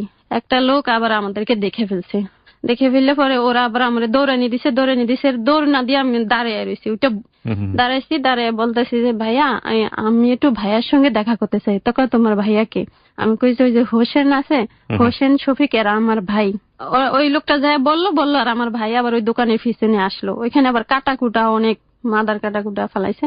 আমার ভাইয়ের সাথে তোরা এই জায়গায় ঢুকছিস কেন বাইরে এন থেকে। পরে আমার ভাই ধরে আমাদের বাইরে করে রাস্তায় আনলো, আইনা আমাদেরকে শুননা ভাই আবার আমার বোনের কোলে লইছে, দুনিয়া নাস্তা আমাদেরকে দিছে দোকান থেকে। পরে বলছে যে ভাইয়া আমাদেরকে মা এমনি পাঠাইছে, আমাদের খুব কষ্ট হয় ভাইয়া, একটা ফ্যান কিনে দিতে, একটা জালি ফ্যান কিনে দিতে। আমরা নিজেরাই তোরে বোন ভাত খাইতে পারি না, এখন এত কষ্ট, কিভাবে তো করে ফ্যান কিনে দিন, তো যদি কোনোদিন কিনতে পারি তাহলে ফাড়িয়ে দিব, কুরিয়ান সার্ভিসে না কিতে পাঠিয়ে দিব। তখন আমাদেরকে এমনি দিয়ে দিল, 100 টাকা দিয়ে দিল। ওকে কি 100 টাকা দিয়ে কি যাইতে পারবো? পরে দিয়া 3 ওভার থেকে টাকা নিয়ে আমাদেরকে আবার টিকিট কেটে একটা সিট দিয়ে আমি আমার বোনের সিপাসিপি করে এক সিডি বই আবার আমাদেরকে গাড়িতে উঠিয়ে দেয় আমার ভাই। তো এভাবে আবার আমরা চলে আসছি। আসার পরে আমার মা খুব কাঁদে যে আমার কি দিন কি হয়ে গেল, কি সংসার কই হয়ে গেল, আজকে এত দূরে আসছি, আমার ছেলেরাও পর হয়ে গেল। যাই হোক আমাদেরকে ঘুম পড়ায় কাপড়ের আসলা দিয়ে বাতাস করে করে, একটা হাত পাকা কিনার মতন তখন ছিল না, কাপড়ের আসলা দিয়ে আমাদেরকে বাতাস করে ঘুম পড়ায়। তো এইভাবে ভাই আমাদের জীবন কাটে। আমরা ঢাকা প্রায় 2-3 বছরের মতো থাকি। আচ্ছা আচ্ছা। তো 2 বছর পরে ভাই আমি অপারেটর হই। আমি আবার একটা বয়স্ক অপারেটরের সামনে পড়ছি, ওনারে আমি সবকিছু ভাঙ্গা বলছি। বলার পরে কয় তাইলে তো তোর অপারেটর হওয়ার তাড়াতাড়ি দরকার আছে, 930 টাকায় কি হয়। আচ্ছা। সে বলে যে আমি যখন টয়লেটে যাবো তখন তুই মেশিনে বসবি, আমি যখন লাঞ্চে তাড়াতাড়ি ভাত খাই এসে মেশিনে বসবি। প্রথম দিন ভাই যখন মেশিনে বসছি, ওগুলো তো কারেন্টের মেশিন, পাড়া দিচ্ছেন মেশিন গ গ করে উঠছে। আমি তো ভয়তে পুরো ফালায় ওইটা চিকার বাকার দেওয়া শুরু করছে। আরো 2-3 জন মানুষ একা কি হয়েছে সুইটেই মেশিনের ভেঙে টেঙে গেছে। আমি তো ভয়তে আর কখনো মেশিনে বসি না। পরবর্তীতে ওই অপারেটর এসে আমার পায়ের উপরে ওনার পা দিয়া তারপরে মেশিন জ্বালায়, এরকম করে মানে প্রথম উনি মেশিনটা ধরে। তো এইভাবে যাই হোক 2 বছর পরে আমি অপারেটর হয়েছি। অপারেটর হয়ে গার্মেন্টসটা চেঞ্জ করে অন্য একটা গার্মেন্টসে গেছি। ওইখানে আমার বেতন দিচ্ছে 2500 টাকা। আচ্ছা। 2500 টাকা বেতন দেওয়ার পরে এখন তো মনে হয় যেন আমরা খুব বড় লোক হয়ে গেছি। আনন্দ লাগে যে ভাইয়া ওকে। তো আমার বেতনের টাকা দিয়েই বাড়িতে যায়, প্রথম মাসের বেতন পাইয়া বাসায় যায় আমার কই কি মা আজকে থেকে আমরা অনেক বড় লোকে হয়ে গেছি, আমার গোয়ান সবই হয়ে গেছে, আমরা অনেক টাকা পাই। তো আমার মায়ও মেসের থেকে মনে করেন একটু একটু খাবার যা আনে তা ভালো টালো যদি 1 পিস মাছ টাছ আনে তাহলে ওইটা আমার জন্য রাখা দেয়। এখন আমি টাকা উপার্জন করি, আমার বোনরে আর দেয় না, আমার বোনের একটু একটু দেয়, তা আমি আবার খুঁটা খেটে একটু দিই। তো আমার প্রথম মাসের বেতন দিয়ে আমরা একটা জালি প্যান কিনি, জালি প্যান কিনে এখন একটু আরামে ঘুমাই। তো এইভাবে এখন আমাদের দিনটা মোটামুটি ভালোই চলে। হঠাৎ করে বাড়ির থেকে, এর মধ্যে তো আপনার ছেলে মেয়ের কোনো খোঁজ খবর না নেই? ভাইয়া এর ভিতরে কোনো ছেলে হঠাৎ করে বাড়ি থেকে? জি ভাইয়া। তো এরপরে হঠাৎ করে বাড়ি থেকে একটা খবর আসে যে আমার ছেলেটা নাকি বাড়িতে আসছে। আপনার বাড়িতে? আমাদের বাড়িতে চট্টগ্রাম আসছে। এখন বলতেছে যে ওর পুরা পাটা খুব ঘাটা হয়ে গেছে, বাহিরে গরুর জন্য ঘাস টাস কাটতে যায় তখন নাকি জোকে ধরে, অনেক জোকে ধরে পুরা 2টা পা একবারে পচে ফেলাইছে। তে বাড়িতে আসছে, আমার ভাবি ঘরে জায়গা দেয় না, আমার ভাইস্তারা মারে অনেক ধরে টোরা। তো এখানে সেখানে রাস্তায় ঘাটে কাগজ টাগজ দিছে শুয়ে থাকে। তো একদিন মেম্বারের বাড়িতে বলে ওই যে বাহিরে ভাইয়া শুকনোর সময় পাতা কুড়ায়া এরকম টাল করে রাখে, ওই পাতা দিয়ে রান্না করে, ওই পাতার ভিতরে শীতের সময় পাতার ভিতরে ঢুকে ও শুয়ে আছে, কেউ ঘরে জায়গা দেয় না ওরে। সকালবেলা ওরাও উঠছে চা জাল দিবে, পাতা এরকম করে লাঠি দিয়ে চুলাই দিতে লইছে, তখন আমার ছেলের গায়ে খোঁচা লাগছে। আমার ছেলে তো পাতার ভিতর থেকে ধৈর্য মোচর করে বের হইতেছে, ওরা দেখে সবাই ভয় পেয়ে গেছে। ভয় পেয়ে চিকের বাক্কা দিয়া যে ছেলেকে পরে শুনে যে এটা হোসেনের শফিকের ভাগনা। তো এইভাবেই ভাইয়া ও রাস্তাঘাটে তখন থেকে ও রাস্তায় থাকে, মানুষের থেকে ছায়া খায়, কাগজ টাগজ টোগায়, বোতল টোতল টোগায়, এগুলা বিক্রি করে খায়, মানুষের থেকে চায়, এইভাবেই মানে ওর জীবন। যাই হোক পরে ভাইয়া আমরা আবার দেশে চলে আসি। চট্টগ্রামে আসার পরে যখন আমার ছেলেটাকে দেখি আমার একটু ঘৃণা লাগে যায়, কিন্তু ও যে আমার ছেলে ওরে আমি টাইনা বুকে নেবো এমন কোনো আমার ভিতরে থাকে না, ফিলিংস থাকে না। না, আমি ওরে দেখে আমি নিজেও নাকটা মুসকে, কেমন রাস্তাঘাটে ফোলাফান ভাই কেমন থাকে, ময়লায় ছয়লায় সারা গাও হাত পা কিরকম। ওই ছেলেটা এটা আমার ছেলে বললে আমার ভাবতেই কেমন যেন লাগে। তখন এর দেখে পরে আমার মায় আবার একটু মায়া করছে, পরে আমার মার লাগে আমার ভাবিগুলোর লগে এখন খুব ঠেলাঠেলি বাইজে যায়, খাবার নিয়া বা কাজকর্ম নিয়া যে এতগুলা আইসা উঠছে। আমি আবার কি করলাম, আমাদের চট্টগ্রামে একটা বাসা ভাড়া নিলাম, ছোট একটা রুম নিলাম, আমার বোন আমার মা আর আমার ছেলেটাকে নিয়ে। কতগুলা মানুষ, আমি একটা গার্মেন্টসে ঢুকলাম আমাদের চট্টগ্রামে, ওইখানেও 2500 টাকা আমার বেতন দিচ্ছে। 2500 টাকা বেতন দিলে এতগুলা মানুষের বাসা ভাড়া দিয়ে খাইয়া পারি না, ওই বাসা ভাড়া 1500 টাকা। এভাবে কিছুদিন যায়, যাওয়ার পরে আমাদের চট্টগ্রাম পটিয়ার একটা লোক, ওনার বয়স থাকে তখন, ওনার মুখে শুনছি 55 বছর। তো ওনার চোখে আমি পড়ে যাই। কিভাবে পড়েন? তো একটা দোকান আমি বাকি করে নিই, ওইখান থেকে আমার কিছু লাগলে নেই, তেল সাবান টাবান, মাস শেষ হলে বেতন পাইলে পরে আইনা দিয়ে যাই। তো আমার একটা ঘড়ির দরকার, দেওয়াল ঘড়ি, আমি একটা ঘড়ি নিতে আসছি। ঘড়িটা আমি এরকম করে বুকে নিয়ে যাইতেছি, ওই লোকটার আবার মাছের ফার্ম আছে, ওইখান থেকে আইসা ওই দোকানের সামনে বাইক আছে ওনার, বাইকের লগে এরকম হেলান দিয়ে দাঁড়ে সিগারেট টানে। তো রাস্তায় তো অনেক মানুষই, আমি আর কারোর ফলো করিনি, কিন্তু আমারই ফলো করছে লোকটা। তারপরে উনি আমার পিছনে আমাদের বাসা পর্যন্ত আসছে, বাসাটা দেখে গেছে, দেখে আবার চলে আসছে, আমি জানি না। পরে আমাদের এলাকার মেম্বারের ছেলে ও আর এই লোকটা একই গ্যারেজে মানে বাইক ঠিক করাইতে দেয়, এভাবে ওদের পরিচয় হয়। তখন আমাকে দেখার পরে ওই ছেলের লগে বলে, তহিদের লগে বলে যে তহিদ এরকম এরকম, তুই তো জানিস তোর আন্টি এরকম এরকম 2টা বাচ্চা রেখে অন্য লোকের লগে চলে গেছে, আমি আর বিয়ে শাদী করি না, আমার ছেলে 2টা এখন বড় হয়ে বিয়ে শাদী করে ওরা আমেরিকা থাকে, আপাতত আমি একা আছি, তাই এরকম এরকম মেয়েটা আমার পছন্দ হয়েছে, তুই দেখ কি করতে পারিস। তখন বলছে যে তাইলে আমার দেখান। পরে যখন বাসা দেখাইছে তখন তো হয়তো বুঝতে পারছে যে আমি কে, কয় এটা তো হোসেন কারিগরের বোন, ছোটবেলা হারিয়ে গেছে, এখন তো আসছে অনেক দিন হয়েছে এই ঘটনা। তো এদের থেকে কিছুটা জানছে, জানার পরে আমার আবার আরেকদিন দেখছে রাস্তায়, দেখার পরে ওনার মানে পুরাপুরি পছন্দ হয়েছে। তো এদের মাধ্যমে আমাদের ফ্যামিলিতে প্রস্তাব দেওয়া হয়। অনেক টাকা পয়সা আলা মালিক, আমাদের মতো ফ্যামিলি 50টা কিনে নেওয়ার মতো ওনার অর্থ সম্পদ আছে। পরবর্তীতে এখন তো যেভাবে বলছে যে আমাদেরকে, চট্টগ্রাম তো আমরা ভাড়া বাসায় থাকি, সরকারি কোয়ার্টারে থাকি, আমাদেরকে জায়গা কিনে দিবে, বাড়ি বাইনে দিবে, আমার নামে এই সেই করে দিবে, 5তলা বাড়ি দিবে, আমরা সব সময় থাকতে পারবো। সরকারি কোয়ার্টারে থাকেন মানে ঠিক বুঝলাম না, সরকারি কোয়ার্টারে কে থাকে? আপনি থাকেন? আমার ভাইরা, ওই যে আমার ভাই প্রথম থেকে একটা চাকরি করে সরকারি, বিয়ে করার পরে কোয়ার্টার পাইছে, ওই জায়গায় তারপরে দেখার পরে এখন আমার ভাবিরা লোভে পড়ে গেছে টাকা পয়সার, উনি এত কোটিপতি, কিন্তু উনি যে কে এটা কিন্তু ওরা দেখেনি, উনি দেখতে কেমন এটাও দেখেনি, ওনার শুধু টাকা পয়সার কথা শুনি ওনারা মানে ফিট হয়ে গেছে। তখন আমি বলতেছি যে এত বয়স্ক একটা লোক, আচ্ছা ঠিক আছে আমিও রাজি হয়েছি, কিন্তু আমি ওনাকে দেখবো। তো দেখতে গিয়ে ওনাকে দেখে তো আমার মোটো পছন্দ হইলো না ভাইয়া, পুরাটা মাথা টাক, মাথায় কোনো চুল নেই, আর ওনার এত বড় গোপ যে গোপের জন্য নিচে মুখটা দেখা যাচ্ছে না, এত বড়, আর গোপগুলো এরকম বাঁকা করে দেয় দুই পাশে দিয়ে, মানে হাত দিয়ে এরকম ঘুরে বাঁকা করে দেয়, আর চোখগুলো একবারে মিউ মিউ করে, চামড়া টামড়া ঝুলে ঝুলে গেছে একেবারে। ওনাকে দেখে আমার মোটো দাদার মতো মনে হয়, দাদা বললে ওনাকে ঠিক হবে, বাবাও না। তো ওনাকে এক নজর দেখি আমার পুরোপুরি ভক্তি উঠে গেছে। আমি সেখান থেকে সঙ্গে সঙ্গে আইসা বাসায় এসে মার লগে অনেক কান্নাকাটি করলাম যে মা আমি কি দোষ করছি, আমার কেন এরকম বারবার হয় আমার লগে, আপনারা লোকটার তো একবার একটু দেখতো ছেলে না যে উনি দেখতে কেমন, শুধু টাকাটারির কথা শুনছেন আর টাকা দেখেনও না খানো নাই। তারপরে আমার ভাইয়ের লগে বললো যে ও তো এরকম কান্নাকাটি করে, তাহলে তোরা লোকটারে দেখ। তো দেখতে কইলো, আমার ভাই দেখলো, আমার একটা ভাবিও দেখলো, দেখার পরে কয় আমার বুদ্ধি দিল, উনি হয়তো কিছুদিন পরে মরে যাবে, তখন তো তোর বাড়ি গাড়ি বিশাল সম্পত্তি তোরই থাকবে, তখন না হয় তুই পরবর্তীতে আবার একটা কিছু করার ইচ্ছা থাকলে করিস, ছেলে মেয়ে দুইটাও এখন মানুষ হবে, এরাও মানুষ হবে, আর তুইও সুখে থাকলি, আমাদেরকেও টানতে পারলি, এটাই ওরা দেখলো। মানে অনেক বুঝাইলো যদি ভালো জায়গায় দিতে চাই তাহলে তোদের ভাই তো কিছুই নেই, ভালো টাকা লাগবে, ভালো পয়সা লাগবে, আমাদের চট্টগ্রামে অনেক যৌতুক নেওয়া দেওয়া হয় ভাইয়া। তারপরে এসে বললো, এসে বলার পরে আমি বললাম যে মা না আমি এটাতে কিছুতেই রাজি না। আমি কি করলাম, ঢাকায় কারোরে না বইলে চলে আসলাম, এপির একা আসলাম কোথায়, এই যে নোয়াখালীর ভাবি ফার্মগেট যখন আমরা থাকতাম আমার আম্মাকে নিয়ে, তখন যে নোয়াখালী একটা ভাবির সঙ্গে পরিচয় হয়েছে, ওনারা আমাকে দেখতে রাখতো, সমস্যা হইলে ওনারা আসতো, পাশে দাঁড়াইতো, ওই ভাবির কাছে এসে উঠছি। ওঠার পরে ভাবি আমার থেকে জানলো, আমি ভাবিরে বললাম এই ব্যাপার, তো ওই লোক আবার জানতে পারলো যে আমি ঢাকায় চলে আসছি। ও ওনার বাড়ি আবার মগবাজার ৪৪ রেলগেট, ওনাদের ৫ তলা বাড়ি আছে নিজেদের। উনি এই বাড়িতে আসলো, আসার পরে উনি অন্য একটা নাম্বার দিয়ে আমার সঙ্গে কথা বললো অন্য লোকের মাধ্যমে। এই বয়স্ক লোকটা? জি, এই বয়স্ক লোকটার নাম হয়েছে একরাম। তিনি অন্য একজনের মাধ্যমে আমার লগে কিছুদিন কথা বললো, একটা জোয়ান জান মানুষ দিয়েই আমার সঙ্গে কথা বলাইছে। তো কথাটা রেকর্ডিং করার পরবর্তীতে উনিও আবার শুনতো যে আমি কি বলতাম, মোবাইলে অটো রেকর্ড করে রাখতো। তো এইভাবে পরে আমার খোঁজ নিল যে আমি কোথায় আছি।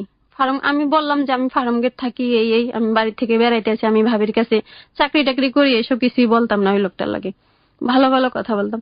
শুনে উনি ফার্মগেট ওই ঠিকানা মতো আসছে। ফার্মগেট আইসা সে আমাকে খুঁজে বের করলো। আমার ভাবি বললো আচ্ছা ঠিক আছে বাসায় আসতে বল। তখন বাসায় আসলো, ওনাকে আমি বললাম বাসায় আসতে। তো উনি আবার কি করলো, ফাল্লারে গিয়ে ভাইয়া সাইজা গুইজা আসছে। তো বাড়িতে আমি যেরকম একবারে বিশ্রী দেখছি ওরকম বিশ্রী আর এখন দেখা যাচ্ছে না, এখন একটু মোটামুটি ভালোই লাগছে। মানে যে লোকটা আপনাকে বিয়ে করতে যাচ্ছে তার কথা বলছেন? হ্যাঁ তার কথা বলছি।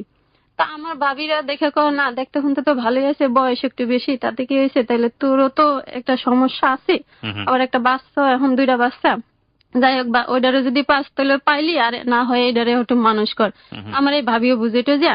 পরে আমার এই ভাবি ডাইকা ওনার সঙ্গে কথাবার্তি বললো, বলা টলা পরে কয় তাইলে ভাবি আপনারাই এখানে করেন, ওর তো বাড়ির ফ্যামিলি তেমন একটা ঠিক নাই, এক একজন এক এক রকম, তাহলে আপনি এখানে গার্ডিয়ান হয়ে একটা কিছু করেন।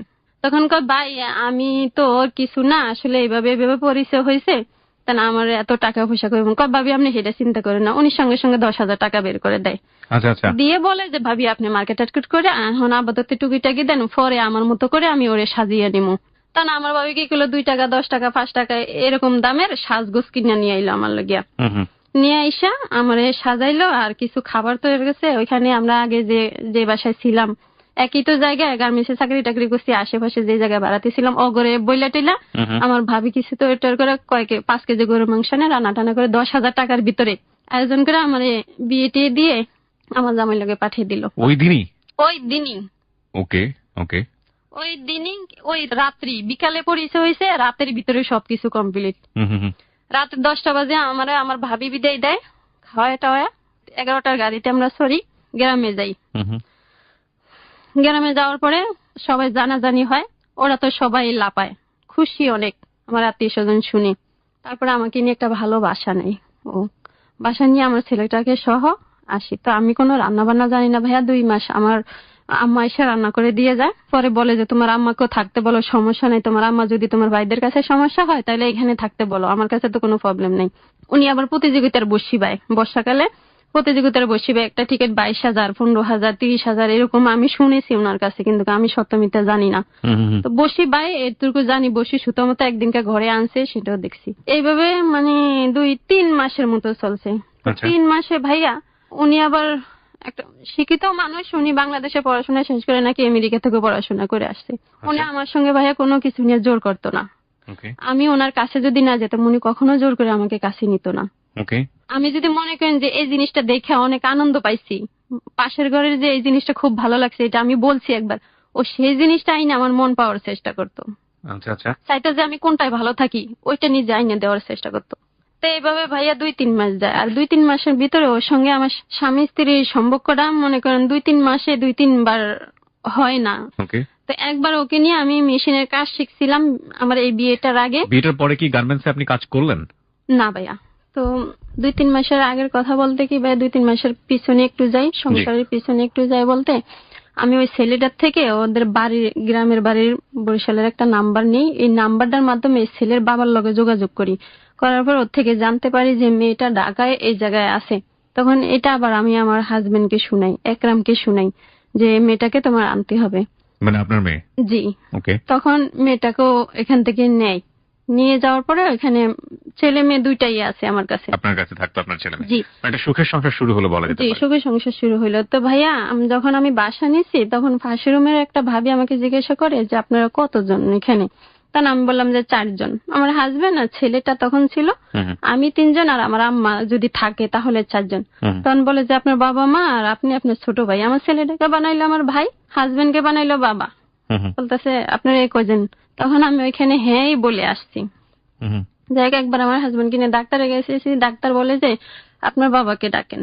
তো ওনার সঙ্গে আমি কোথায় গিয়ে তেমন একটা মানে সবসময় মনে করতো যে লোকজন মনে করতো আপনার বাবা, বয়সে বাবা। আমাকে জিজ্ঞাসা করতো না ভাইয়া যে উনি আপনার কি হয়, এমন জিজ্ঞাসা করতো না, ওনার ডাইরেক্টই বলতো যে বাবাকে ডাকেন। জি, আপনার বাবাকে ডাকেন, ডাক্তার আমাকে বলছে। তখন আমি বাইরে গিয়ে বললাম যে আপনাকে ভিতরে ডাকতেছে। তখন তাকে জিজ্ঞাসা বলে যে আপনার মেয়ের এই, তখন উনি আর কি বলছে আমি সেটা জানি না। তো যাই হোক ভাইয়া এইভাবে 2-3 মাস যায়, আমিও কখনো আমার থেকে ওনার কাছে যাই না, ওনার দিকে তাকাইলে আমার মোটেও ভালো লাগে না। তারপর আমার ভাবিরা বলে টলে ওনার মোষটা একটু কাটায় আর ছোট মোটো করছে। উনি আবার বলছে বিয়ের সময় যে আগলা ভাবে চুল কিভাবে অপারেশন করে মাথায় লাগায়, আমি এটি পছন্দ করি না, দেখো ওইটা করবে। পরবর্তীতে আমাকে বলে এটা করলে ক্যান্সার হয়। যাই হোক এভাবে রয়েছে 2-3 মাস। হঠাৎ করে 3 মাস পরে আমার কাছে একটা ফোন আসে সন্দীপ থেকে। ইয়াসমিন নামের একটা মহিলা, ওনার গায়ে আবার যে সাদা সাদা একগুলা রোগ হয় না, সেটি, ওই রোগের। ওনাকেও তাও উনি ওনার আম্মাকে 1 লাখ টাকা দিছে, ওইখানে জমিন টমিন কিনে দিয়ে উনি আবার বড় নেতা। মানে কি আপনার জামাই? জি, আমার জামাই। যেই ভদ্র মহিলা আপনাকে ফোন দিল ওনাকে জমি কিনে দিয়েছে আপনার? জি, ওনাকে জমিন কিনে দিয়েছে, ওনার আম্মাকে আবার 1 লাখ টাকা দিছে। তো উনি নেতা, তখন এক জায়গায় গিয়ে গিয়ে মনে করেন পলাইতো, পলায় ওই জায়গায় একটা বিয়ে করতো। আবার এমনকি হিন্দু, মুসলিম, খ্রিস্টান, বৌদ্ধ হইতো। উনি যে প্রথম যে বিয়েটা করছে ভাইয়া, 2টা ছেলে যে আমেরিকা থাকে, বললাম যে বউ বললো অন্য ছেলে লাগে চলে গেছে, আসলে কিন্তু তা না, বউ চলে গেছে, উনি একটা বিয়ে করে দেখা। আর প্রথমে বউটা হয়েছে উপজাতি। তো ওনার কাছে হিন্দু, মুসলিম, খ্রিস্টান, বৌদ্ধ সব রকমের আছে। আপনি এগুলো জানলেন কিভাবে? আমি জানছি কিভাবে, এই যে এই মহিলাটার মাধ্যমে। ওই মহিলা কি বললো আপনাকে? ওই মহিলা বললো যে তোমার সঙ্গে একরামের কিসের সম্পর্ক, ফোন দিয়ে আমাকে বললো। তখন আমি বলছি উনি তো আমার হাজবেন্ড। আমি আবার জিজ্ঞাসা করলাম যে আপনার সঙ্গে কিসের সম্পর্ক? তো উনি বললো ওনার সঙ্গে আজকে আমার 12 বছরের সংসার চলতেছে, তুমি আমার জিজ্ঞাসা করো তুমি 2টা বাচ্চা নিয়ে ওনার সঙ্গে কি দেখে বিয়ে বইছো। তা আমার নাম্বার, আমার ছবি সবকিছুই ওনারা সবাই জানে, কিন্তু আমি কারো ব্যাপারে কিছু জানি না। পরে মহিলা কান্না করতেছে, দেখো আমার আজকে অনেক দিন ধরে জ্বর, ওর থেকে আমি 2000 টাকা চাইছি, ও দিবু করে আজ পর্যন্ত আমার কাছে আসে না, 1 মাস হয়ে যাইতেছে আমার লগে দেখা করে না। আমি এই জন্য আগে তোমার কাছে ফোন দিয়েছি, তোমার যে বিয়ে করছে আমরা সবাই জানি, কিন্তু তুমি হয়তো আমাদের ব্যাপারে জানো না। তো এটা যদি ও জানে তাহলে আমার ছাইড়া দিবে, তুমি কিন্তু এটা কয়ে না, তোমার 2টা হাতে পাই দিছে। তখন আমি ওনার থেকে ভাইল দিয়ে জানতে চাই আসলে ব্যাপারটা কি। তারপরে বলে যে তুমি তো ওনার ব্যাপারে কিছু জানো না, উনি এই পর্যন্ত 51টা বিয়ে করছে। ওনার কথাটা আমার বিশ্বাস হলো না ভাইয়া, কোনো মানুষ 51টা বিয়ে করতে পারে কিনা। আমি বললাম যে আপনি কি মানে আমার সংসার নষ্ট করার জন্য হয়তো এগুলো বলতেছেন নাকি? বলতেছে আমি তোমাকে কয়েকটা ঠিকানা দিই, কয়েকটা বোন নামও বলি, তুমি ওই জায়গায় যাও, এমনকি তোমাদের চট্টগ্রামের ভিতরেই তুমি হাঁটলে 5-6টা বউ পাবা। তো উনি আমার বান্দরবনের একটা ঠিকানা দিল। তারপরে আমাদের শহরে পাথরঘাটে একটা জায়গা আছে, ওইখানে একটা বউ ঠিকানা দিল। আমরা যেখানে থাকি বর্তমানে এই জায়গার একটা ঠিকানা দিছে, 3টা ঠিকানা আমি লিখে রাখছি। আর ওনার ঠিকানা তো উনি বলছি যে আমার বাড়ির সন্দীপ, হয়তো তুমি চিনবা না, তোমার লাগে আমি কোনো একদিন দেখা করবো এসা। আমি এই 3টা ঠিকানায় যাই ভাইয়া ওনার নাতিন সাইজা, ওনার বড় ছেলের মেয়ে সাইজা যাই। আমি বড় ছেলের নাম রানা, রানার মেয়ে হয়ে আমি যাই। ওকে, ওদের কাছে যে পরিচয় দেয় যে আমি একরামের নাতিন, রানার ছেলে, আমি রানা আমার আব্বা, এরকম বলে ওনাদের সঙ্গে পরিচয় দেয় যে আমার দাদা তো এখনো আবার বিয়ে করার জন্য আমাদের মহল্লায় নাচানাচি করতেছে, আপনারা কেন ঠেকেন না, এই সে বলে কয় কি করব বলো, এতগুলা 50-60টা বিয়ে করে এখনো এই লোকের মন বললো না আরো বিয়ে করার জন্য, এরকম করে এক ফা কবরে চলে গেছে। বউরা কি দেখলেন? আপনার স্টেপ বাই স্টেপ বলেন, প্রথম কার কাছে গেলেন, কি দেখলেন? প্রথম আমি গেছি বান্দরবন। গিয়া বান্দরবন ছোট ছোট 2টা বাচ্চা ওনার, জি 2টা বাচ্চা, আর মহিলাও আমার আম্মার বয়সী এরকম হবে, সুন্দর মুন্দর মহিলা, মধ্যম বয়সী। ওনার কি ভাই বোন নাই? ওনার কি আর্থিক অবস্থা ভালো ছিল না? উনি কেন ওনাকে বিয়ে করেছে? স্টোরিটা কি পেলেন, কেন বিয়ে করলেন? খুশটিটা কেন সেটা আমি জানি না, আমাকে বললো। কিন্তু আমি নাতিন সেজে গেলাম, যাওয়ার পরে আমি ওনার জামা কাপড় দেখলাম, ওনাদের ছবি দেখলাম, বাচ্চা টাচ্চা নিয়ে ওনাদের হাজবেন্ড ওয়াইফের ছবি টবি দেখে বললাম। পরে আমি আমার পরিচয় দিলাম যে আমি এই জন্য আসছি এই পর্যন্ত, আমার দাদা আমাদের ওই জায়গায় আবারও বিয়ে করতে চায়। তখন ওই মহিলা বললো যে কি করবো এই লোকটারে নিয়ে, আর এই লোকটা এতগুলা জায়গায় জায়গায় বিয়ে করে ওনার মন বললো না, এরকম বললো। আমি ওইখানে একটা রাত থাকলাম বান্দরবন থেকে, সকালে আসার সময় বাকি 2 জায়গায় গেলাম। বাকি 2 জায়গায় গিয়ে দেখলাম যে কিছুদিন আগে কোট গায়ে দিয়ে বৃষ্টির ভিতরে বাইক চালালে সেই কোটটা এখানে ঝুলানো, মানে সবকিছুই আমি দেখতেছি। তারপর ওদের বিয়ের ছবিও মহিলা আবার এইবার করে দিলাম, আর ছবি টবি আমি দেখলাম, বইয়া সানাসা দিল, খায়াতে আসলাম। পরে আমি আবার জিজ্ঞাসা করলাম যে আপনার কাছ থেকে কতদিন এসে গেছে? আমার কাছ থেকে তো গেছে আজকে 2-3 সপ্তাহ হয়, বসি বাবার নাম দিয়ে গেছে। পরে দিয়ে কয় না এখান থেকে পরশুদিন গেছে। তখন আমি কথাগুলো অনেকটা মিলাইলাম, মিলানোর পরে আমি এখন 3-4টা জায়গায় গিয়ে 4 জনের লগে আমি পরিচয়, 3 জনের লগে আমি দেখা করলাম, একজনের লগে ফোনে যোগাযোগ করলাম। তারপরে যে মগবাজার ওনারও নাম্বার দিছে, মগবাজার তো ওর নিজের বাবার বাড়ি, 5তলা বাড়ি। এখানে আরেক বউ আছে, বাবা মার কাছে একটা বউ আছে, ফারুল বলে নাম, উনি আবার ল্যাংরা, এক পা খোড়া হাঁটে। পরবর্তীতে এটা ঠিকানা দিছে, এটার লগে আমি ফোনের মাধ্যমে কথা কইছি। তো ভাই এখন আমি 5 জন, আমি বুঝি না, 52-53 জন বউ বিয়ে করে ফেললো, কেউ কোনো আইনি অ্যাকশন নিল না? না, কেউ কোনো আইনের অ্যাকশন নিল না। উনি মনে করেন টাকা পয়সা দিয়ে এমন করে ভাইয়া, কোটিপতি না তেমন, সব গরিব। মনে করেন ওই যে যেটা সন্দীপ, এই মেয়েটাকে বিয়ে দিতে পারে না তারা, সারা গায়ে এরকম রোগগুলা, এটার জন্য বিয়ে দিতে পারে না। মেয়ের মাকে 1 লাখ টাকা দিছে, আবার মেয়ের নামে জমিন কিনে দিয়ে মেয়েকে ওইখানেই রাখবো সবসময়, ও মাঝে মাঝে আসবো, এরকম কথাবার্তি বলে মানে বিয়েগুলো, মানে যারা আসলে বিপদে থাকে তাদেরকে এইভাবে বিয়ে করে। জি, আচ্ছা। পরবর্তীতে আমি বিশ্বাস করলাম। তারপরে কক্সবাজার লাইনে যাওয়ার সময় তুমি 7 থেকে 8টা বউ পাইবা।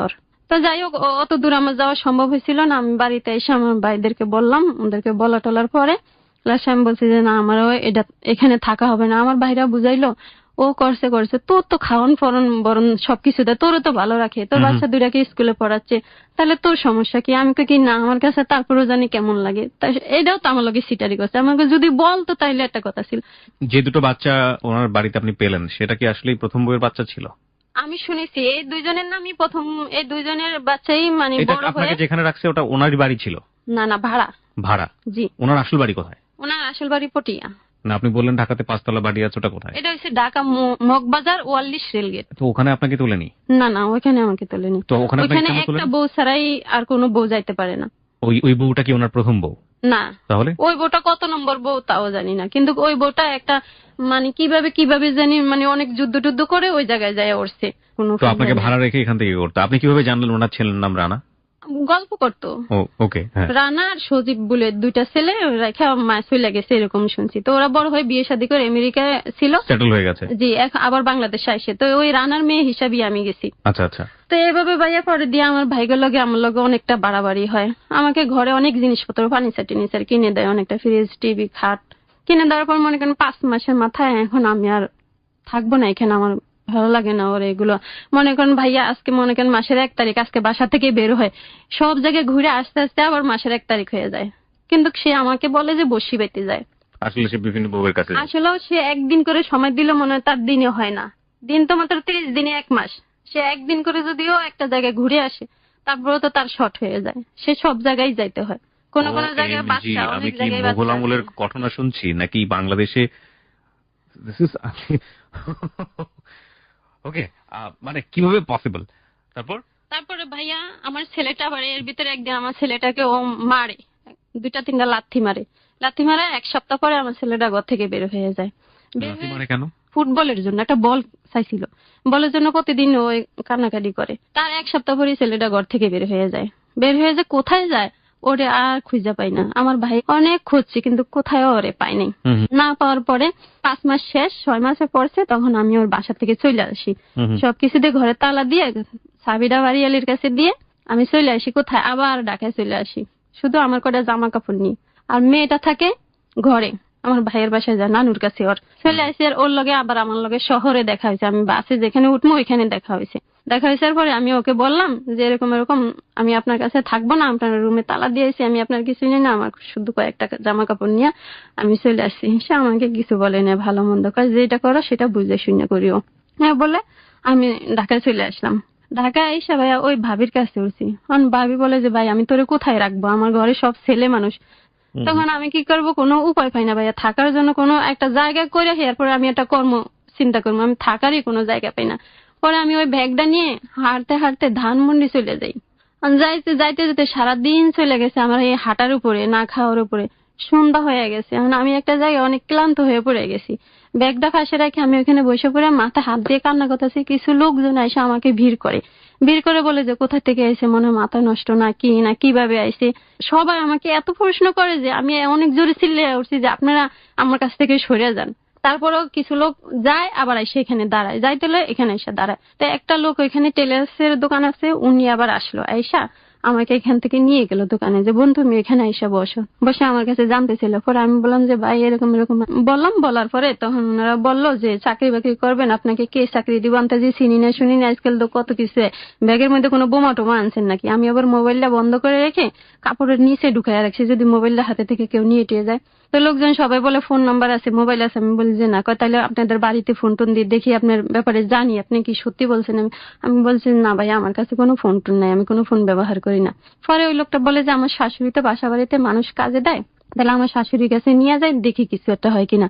তো উনি দোকান বন্ধ করলে রাতে 11টা বাজে, এই পর্যন্ত আমাকে বসে রাখলো। আর আমি তো ক্ষুধার জ্বালায় আমার একাই কান্না চলে আসে।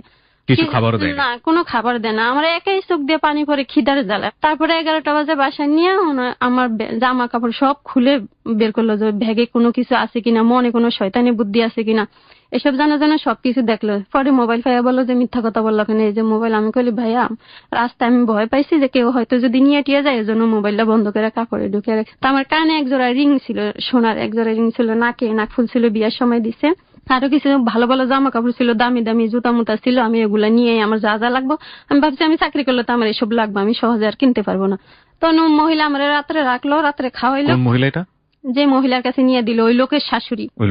হ্যাঁ জি, মহিলা রাত্রে রাখলো ওনার কাছে, খাওয়াইলো, খাওয়ায় ঘুম পাড়া রাখছে। সকালবেলা ওইটা মহিলা আমারে কয়েকটা বাসায় নিয়ে যায়, কিন্তু কেউ আমারে রাখতে চায় না ভাইয়া। তারপরে ভাইয়া কয়েকটা বাসায় নিয়ে যাওয়ার পরে কোনো বাসা আমারে কাজে রাখতে চায় না, যে এই মায়ের তো ফাং ফুং অন্যরকম, মায়ের তো দেখা যায় আমাদের মেয়েদের মতন, এই মেয়েকে কাজে রাখা যাবে না, যাও যাও কোথা থেকে নিয়ে আসে, এরকম বলে মহিলা ফিরে আসে। আইসা আমার বাসায় আসে আমার কানের থেকে দুল খুলে নেয়, তারপরে মোবাইলটা তো রেখে দেয়। ওনার একটা মেয়ের একজোড়া ছিঁড়া জামা কাপড় পরে, নাকের থেকে ফুল টুল সবকিছু খুলে নেয়, নিয়ে চুলটাকে একটু সোজা সিটি করে কোন আছড়িয়ে দেয়, দিয়ে এরকম করে পরে একটা বাসায় নিয়ে যায়। বাসা রয়েছে কাকুলি ওদিকে, একটা বাসা নিয়ে যায়, নিয়ে ওইখানে কাজে দেয়, দিয়ে উনি 500 টাকা নিয়ে আসে। তখন আমি ওইখানে ভাইয়া ডিম, প্রথমে আমার ডিম ধুইতে দেয়, আমি ডিম যেটা ধরি ওইটাই ভেঙে যায়, যেটা ধরি ওইটাই ভেঙে যায়।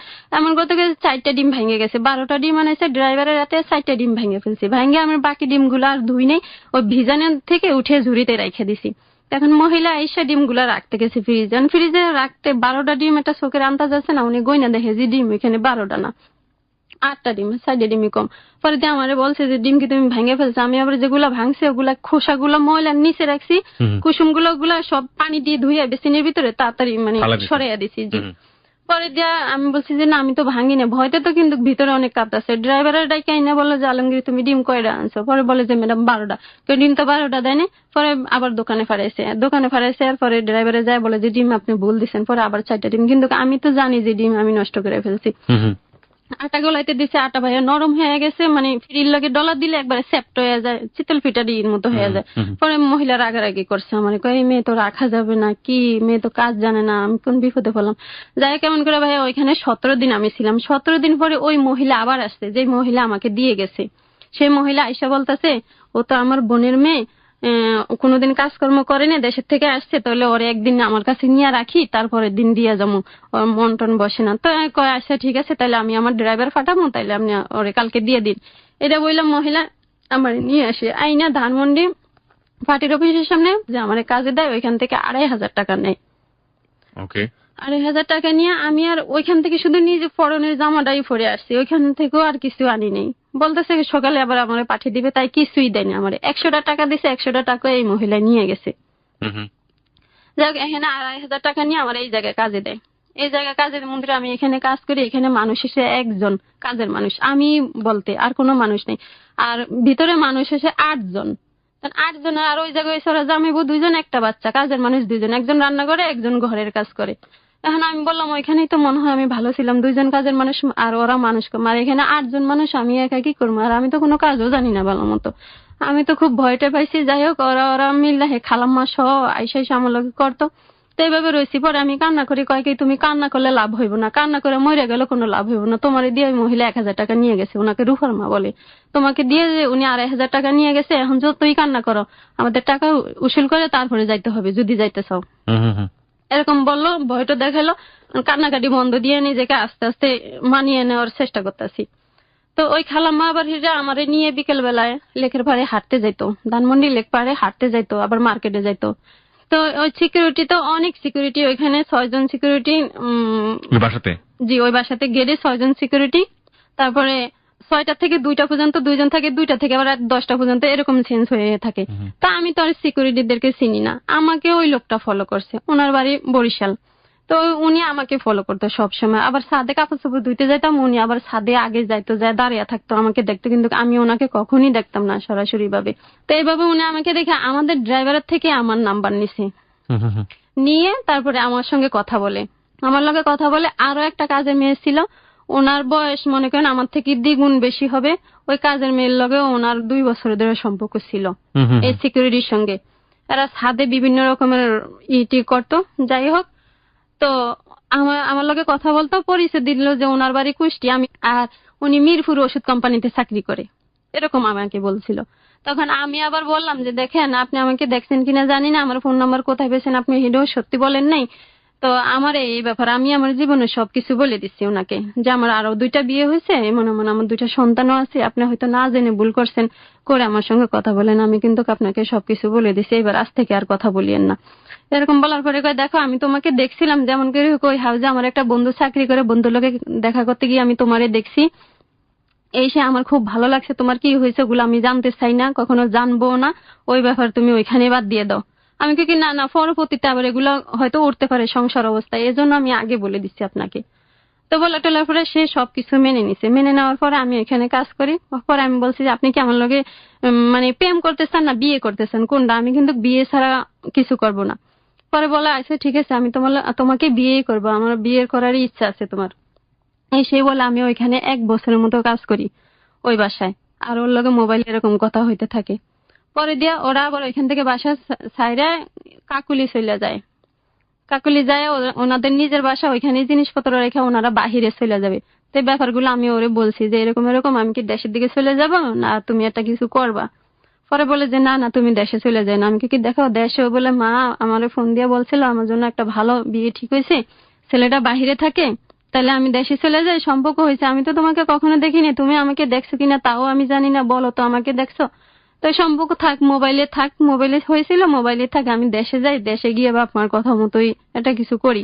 সে আমাকে বলছে আমি এখন ছাদের থেকে পড়ে যাব, গাড়ি নিচে, গাড়ি আবার শব্দও শুনছিলাম আমি মোবাইলে, গাড়ি নিচে পড়বো, আমি এখনই, আমার জীবনটা দেখ, তুই নষ্ট করে দিস না, আমার জীবনটা এভাবে নষ্ট হয়ে যাবে, অনেক কিছু আমাকে শুনাইলো। শোনার পরে আমারও খুব খারাপ লাগতেছে। আবার 1-1.5 বছর ধরে কথাও বলতেছে মোবাইলে, সবকিছু মিলিয়ে পরে দিয়ে আমি তাহলে এখন কি করবো? ওরা যেদিন কাজে তোরে বিদায় দিলে তাইলে তুই আমারে জানাস, আমি ওই জায়গায় এসে দাঁড়ামো।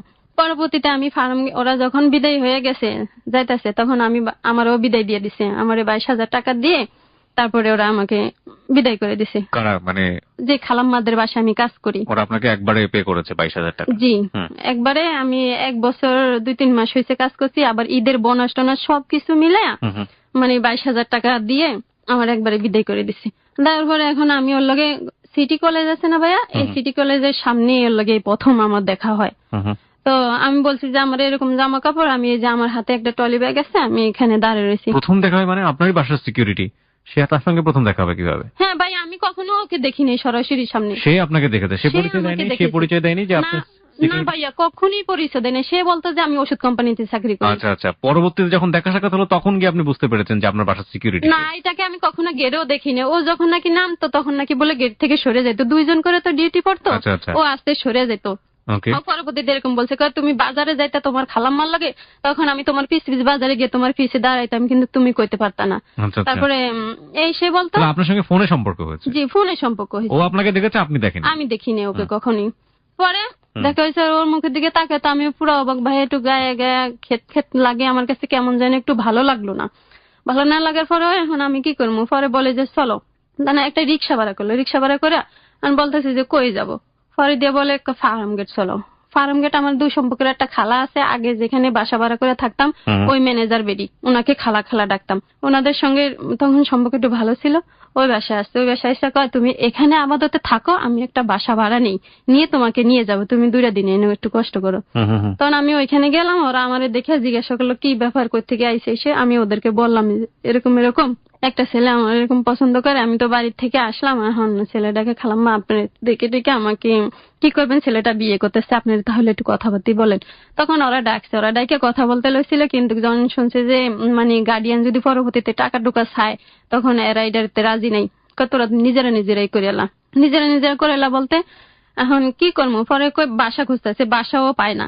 তো এই খালাম্মার মেয়ে থাকে আবার তেজকুনিপাড়া মেয়ে থাকে, উনি আবার সাবলেট রুম ভাড়া দেয়। তো ওনার একটা রুম মানে আমার থেকে একটু কমই নিছে, 8,000 টাকা নাকি ভাড়া দেয় উনি। আমার বিশ্বাস হয় না, রুম ছোট এরকম। তা আমার থেকে 4,000 টাকা নিছে। তখন আমি ওকে বললাম যে রুম তো তাহলে একটা পাইছি, তাহলে চলো আমরা বিয়ে করে বাসায় উঠি। তাহলে আগে বাসায় উঠো, হিয়ার পরে বাসায় উঠে টুটে তারপরে আমরা একদিন কাজে নিজেরা মানে কাজের অফিসে গিয়ে কোর্ট ম্যারেজ নাকি বলে ওইটা করে নিব। তখন আমি উঠছি। ওইটা একদিনকে ভাই আমরা ওর বোন থাকে আবার একটা সাবার, ওই বোনের বাড়িতে যাবো বললা বের হয়েছিলাম। রোজার 1 সপ্তাহ আগে আমরা বাসা নিছি। তো 1 সপ্তাহ পরে ওর বোনের বাসায় আমরা যাইতে লইছি। পরে আইসা বলছি যে আমরা বিয়ে করে আইছি। ও আমাকে শিখিয়ে দিছে এটা, যা বলবা বিয়ে করে আসছি আমরা।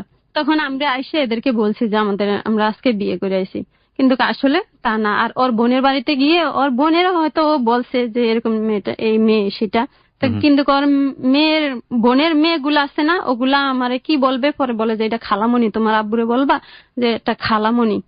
তখন আমি বললাম যে এরা উল্টা ফুল্টা ভাই বোনে ফুসুর করে, আবার বাচ্চাদেরকে এরকম শিখিয়ে দেয় কেন।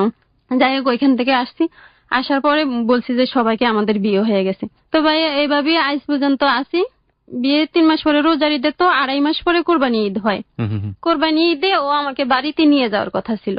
তো বাড়িতে নিয়ে যাওয়ার কথা ছিল, সারা রাত ডিউটি করছে, নাইট ছিল, সারা রাত ডিউটি করে পরে বলে যে তুমি রেডি হয়ে থাকবা, সবকিছু যা জানিবা সব গুছিয়ে রাখবা, সকালবেলা আমি 6টা বাজে আইসেই বাসা থেকে বের হয়ে যাব। আমি ভাতটাত বেড়ে সবকিছু রেডি টেডি করে জামা কাপড় আমি সাইজা গুজা রেডি হয়ে বসে রয়েছি। ও 6টা বাজে থাকবে ওই কথা, 7টা 8টা 9টা 10টা বাজে যায়, ফোনও ধরে না, বাসায়ও আসে না। পরে দিয়ে 10টার দিকে ফোন দিয়ে বলে যে আমি তো চলে আসছি। ভাই ও কথা বলার লাগে আমি মনে হয় দাঁড়ান থেকে বসে পড়ছি, ওই শব্দটা আমার কানে এখনো বাজে। আমার হাত থেকে মোবাইলটা খুলে টুলে একবার হয়ে গেছে। তারপর আমার ঘরে কয়েকটা ওষুধ ছিল, ঘুমের ওষুধ আমার ব্যাগে ছিল, আমি 4-5টা ওষুধ একসঙ্গে খাইয়া ফেলাই। আর ওই যে ফাঁসের যারা বাসা নিছে, আমরা তো সাবলেট, তারাও সেদিন বেড়াইতে গেছে ঈদের দিন। তো ওরা জানে যে আমরা গ্রামে যাব, আমরা ভোরে যাব, ফাঁসকারে যাব, এই জন্য ওরা আর আমাদের দরজা টজা ধাক্কা দিয়ে দেখেনি। ওরা বিকালে, ঈদের দিন বিকালে উত্তরা বেড়াইতে গেছে। পুরাটা বিল্ডিং এর ভিতরে আমি একা, আমি হাত কাইটা টেটে একবারে মানে ঘরে সব ভাতটা ছিটতে মিটটা ফলে আমি অর্ধেক বিছনায় আর অর্ধেক পাকায় এরকম হয়ে শুয়ে ঘুমিয়ে আসছি। এই ঘুমের ভিতরে ভাইয়া আমার 1 সপ্তাহ চলে যায়। আমার এই ঘুমের ভিতরে 1টা সপ্তাহ চলে যায় ভাইয়া। আমার কি বলবো, আমি তখন যদি আমি দেখাতে পারতাম তাহলে হয়তো বুঝতে পারতাম। আমার ঠোঁটগুলো 2টা ঠোঁট ভাইয়া মিশে গেছে, একবারে মিশে এক হয়ে গেছে, চামড়া শুকে একবারে 2টা ঠোঁট আটকিয়ে গেছে। তো আটকে যাওয়ার পরে 1 সপ্তাহ পরে ওই আপারা আসছে, যারা ফাঁসে থাকে তারা আসছে। তো তার মেয়ে বলতেছে আম্মু আন্টিদের দরজা তো একটু ফাঁকা, আন্টিরা দরজা লাগায় না, তালা দেয়নি। পরে এটা বলে ধাক্কা দিছে, দরজা খুলে গেছে। পরে ভিতরে দেখে আমার এমন অবস্থা। পরে তারা চিৎকার বাক্কার দিছে, নাকে হাতটা দিয়ে নাকি দেখছে মরে টরে গেছি নাকি, শ্বাস টাস আছে নাকি। পরে দিয়ে যে না শ্বাস আছে, আমার জামাইয়ের কাছে ফোন দিছে। ফোন দিয়ে বলে যে এরকম এরকম অবস্থা, আপনি কোথায় আছেন, এই মুহূর্তে বাড়িতে আসে। আমি কালকে আসবো, আমার ছুটি আজকে কালকে শেষ হইবে, আমি কালকে আসবো। বলে যে আপনি কালকে আপনার বউ মরে যেতেছে, আপনি কালকে আসবেন। মানে সে ঠিকই ভাইয়া কালকে আসছে, এমন একটা খবর শোনার পরেও সে কালকেই আসছে। আসার পরে আমার মুখে টোকে মানে ভিজা কাপড় দিয়ে ঠোঁট মোট ঠিক করলো, মুখে টোকে পানি দিল, কি আপেলের রস নাকি কমলার রস চিপে টিপে চামচে মুখে টোকে দিয়ে আমাকে কোনো মতে সুস্থ করলো। সুস্থ করে ভাইয়া 1 সপ্তাহ পরে আমি আস্তে আস্তে মানসিক ভাষাটা হারিয়ে ফেলতেছি। মানে চিনা চিনা মানুষগুলো অচেনা হয়ে যেতেছি, চোখে সবকিছু ডাবল ডাবল দেখতেছি। তারপরে উল্টা পুল্টা কথা বলতাছি। তো এরকম দেখে ও ভাবছে কি মনে হয় আমি এমনি এরকম করি, কিন্তু দিন দিন আমার পরিবর্তন হয় না ভাইয়া, আমার আস্তে আস্তে এরকম হয়ে যাইতেছে। আমি নিজের জামা কাপড় এখনো আপনার এরকম এরকম হয়? জি ভাইয়া, আমার নিজের জামা কাপড় আমি নিজে আপনি আমাকে খুলে ফেলি। কিছু বুঝতে পেরেছি, আপনি কিছু প্রশ্নের উত্তর দেন খুব ছোট ছোট করে। আপনার ছেলেটার খোঁজ কি আপনি পেয়েছেন? না ভাইয়া, আইজও পাইনি। আপনার ছেলেটা কোথায় গেছে আপনি জানেন না? না, আমি জানি আপনার না। মেয়েটার খোঁজ কি পেয়েছেন?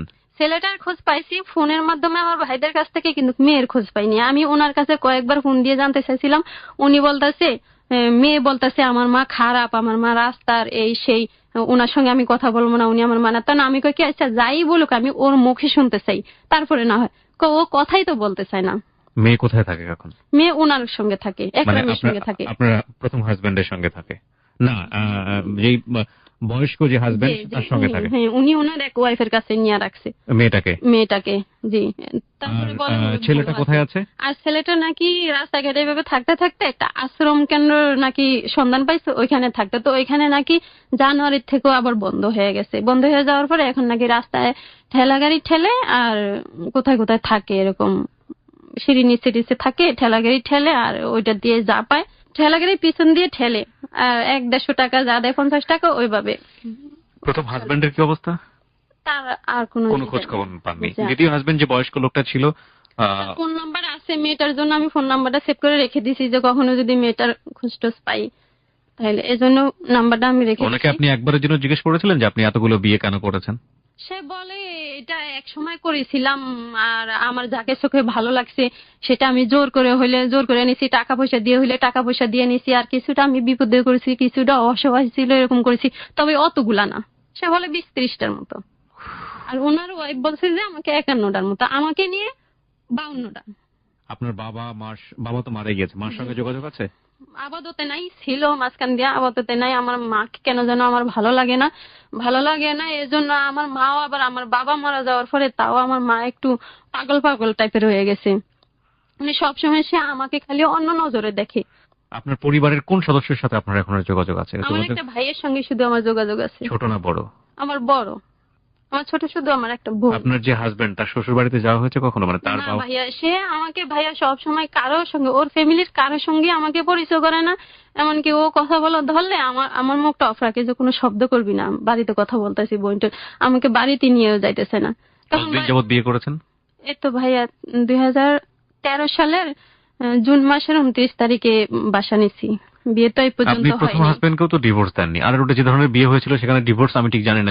ডিভোর্স দিছে ভাইয়া, ওই লোকটা খুবই কোর্ট কাছারি নিয়ে আমি হাতে লাড়াছাড়া করে, উনি কিভাবে যেন ডিভোর্স পাঠিয়ে ওইখানে 3 মাসের কি জানি লেখে টিকে পাঠিয়ে দিয়ে আবার এখান দিয়ে নিজেরটা ঠিক করে নিছে উনি নিজে। কে আপনার এই সেকেন্ড হাজবেন্ড যেটা? জি, একরাম। তাই একরামকে আমার ডিভোর্স দেওয়া হয়নি। প্রথম জন না, প্রথম জন তো ওই যে একরামই কি করলো বলে আমি উনি করে দিয়েছে। ওকে, আর একরামকে ডিভোর্স দেননি আপনি? না, একরামকে আমি ডিভোর্স দেইনি। তৃতীয় যে জনের সাথে আছেন তার সঙ্গে এক ধরনের লিভ টুগেদার করছেন। লিভ টুগেদার বুঝেন আপনি? না ভাইয়া। লিভ টুগেদার মানে একসাথে থাকা, এটা এক ধরনের সম্পর্ক, কিন্তু এখানে কোনো বৈবাহিক সম্পর্ক নাই। সেটাই ভাই, আমি প্রতিদিন বলি তুমি কি করতেছ, তোমার মনে কি কোনো খারাপ উদ্দেশ্য, তুমি কেন বিয়ে করতেছ? আপনারা দুজন একসাথে থাকেন, আপনারা ধর্মীয় মত অনুসারে বিয়ে করেননি এখন পর্যন্ত, কিন্তু আত্মীয় স্বজন সবাই জানে যে আপনারা বিয়ে করেছি। আমাদের আজকে 1.5 বছরের মতো সংসার হচ্ছে, কিন্তু এখন বিয়ে করার জন্য মানুষও পাচ্ছি না, টাকার সমস্যা, সে টাকার জন্য রাজি হয় না। সমস্যা টাকার তো এখানে সমস্যা না, মানুষের কোনো সমস্যা না। আপনারা কাজী অফিসে গিয়ে জাস্ট নিয়ম অনুসারে যেটা করার সেই অনুসারে করে। এখানে কত টাকা লাগে বিয়ে? ভাই 1 লাখ টাকার যদি কাবিন দেয় তাহলে বলে 5,000 টাকা না 10,000 টাকা এরকম লাগে, কিন্তু সে 5 টাকাও ম্যানেজ করতে পারে না। এটা আমি এগ্রি করতে পারলাম না, সদিচ্ছার অভাব। যাই হোক, এই হচ্ছে আপনার বর্তমান অবস্থা। আপনি কোনো কিছু করেন এখন? না ভাই, আমি আপাতত কিছু করি না, কিন্তু এখন যে জায়গায় আছি ও আমাকে শারীরিক ওর বিভিন্ন মেয়েদের লগে ভাইয়া ফোনে সম্পর্ক, কিন্তু এক একবার যদি মারণ ধরে ভাইয়া চোখ মুখ বন্ধ করে মারে, কোথায় মারে কিভাবে মারে সেটা আর ও রাখে না। তো মায়ের থেকে মনে করেন মানসিক অত্যাচারটা আমার উপরে খুবই বেশিরভাগ পড়ে। কয়টা ভাত ছাড়া ভাইয়া, ডাল ভাত ছাড়া না একটা কাপড় চোপড় দিতে পারে, না মনের কোনো চাহিদা পূরণ করতে পারে, শুধু ঘরে রাখে কয়টা খাবারই দেয়, এছাড়া আর কোনো কিছুই পারে না ভাই। আশেপাশের ভাবিরা যা চলে ওদের সঙ্গে চলতে গেলে ওরা একটু আমাকে ছোট নজরে দেখে। পাশের রুমের এখনো সাবলেটে থাকি, ওনার ঘরে লুডো চাইনা রাখছে, ইন্দুরে প্যাকেটটা কাইটে ফেলছে দেখে উনি সেটাই না আমাকে দিছে, যেটা রান্না করে খান ভাইয়া। সবাই আমাকে ছোট নজরে দেখে, একমাত্র শুধু ওর গতিকে সব সময় ও আমাকে রাখে। আমি আগে এই যে একরামের বাসা থেকে যে জিনিসপত্র নিয়ে গেছি, যে জামা কাপড় নিয়ে গেছি, জুতা নিয়ে গেছি, আজ পর্যন্ত আমি ওগুলা দিয়েই 1.5 বছরের মতো এগুলা দিয়ে, আর ওই যে বাসায় কাজ করছি ওই বাসার জিনিস দিয়েই আমি আজ পর্যন্ত চলি ভাইয়া। সে আমাকে ভালো একটা তো জামা আপনি চাইলে কাপড় তো একটা দিতে পারে গার্মেন্টসে না। কাজ করতে পারেন, নিজে নিজে কাজ করে নিজে স্বাবলম্বী হতে পারেন। সে ভাইয়া এটাও জানে না যে আমি আগে গার্মেন্টসে কাজ করছি, আর আমার মা যে বাসা বাড়িতে কাজ করছে, আমার মা বর্তমানে এখনো বাসায় কাজ করে। আমার ভাবিরা দেখতে পারে না, ওদের সংসারে অশান্তি হয় দেখে আমার মা না, কিন্তু আপনি তো করতে পারেন। আপনি একে ছেড়ে দিয়ে আপনি কেন গার্মেন্টসে কাজ করছেন না? আপনি তো ও তো আপনার স্বামীও না, আপনি সেটা কেন করেন না? আপনি গার্মেন্টসে কাজ করেন, আপনার তো আল্লাহর রহমতে শরীরে এখন শক্তি আছে, তো আপনি গার্মেন্টসে কাজ করেন, করে নিজে নিজে অর্থ রোজগার করেন, নিজে চলেন, নিজে একা থাকেন, সেটা তো আপনি পারেন, সেটা কেন করছেন না? সেটা করছি না ভাই। আমি এখন ওর আন্ডারে, ও বলতেছে যে আমি তো মন থেকে বিয়ে করে ফেলছি, আর বিয়ের দরকার কি? আর আমি যদি চলে যাই কিন্তু আপনাকে তাহলে এখান থেকে তোকে শক্তভাবে দাঁড়াতে হবে। হ্যাঁ, চলে গেলে চলে গেলে আমি বিয়ে তোর 10 বার যদি করি তারপরে তো আমি চলে যেতে পারি। তুই কি আমার বাড়ি ঘর ঠিকানা আমি কেনা জানিস? আশেপাশে বলে ভাবিরা যে একটা বাচ্চাটা কিন্তু নিয়ে নেন আপনার তো তাহলে ঠিক হয়ে যাবে। কিন্তু আপনার তো একটা অবলম্বন লাগবে। ও যে আপনাকে ছেড়ে চলে যাবে না তার নিশ্চয়তা কি আছে? আপনার তো কোনো অর্থনৈতিক ব্যাকআপ নাই, আপনার তো কোনো অর্থনৈতিক অবস্থা নাই। এর জন্যই ভাইয়া আমার লগে বেশি করে যে আমার পিছনে কোনো গার্ডিয়ান নাই, কোনো সেই মা জন্যই তো বাবা আপনাকে যেটা আত্মীয়স্বজন নাই, করতে তার হবে, জন্য আমার লগে খুবই দুর্ব্যবহার করে। আর আপনার এই জন্যই তো বলছি, আপনি এখন গার্মেন্টসে কাজ করেন বা অন্য কোথাও কাজ করেন, কাজ করে কিছু পয়সা হলো আপনার নিজের জন্য জমান, সেটা আপনি কেন করছেন না? এটাই তো আপনার স্টোরি লাইফের, না?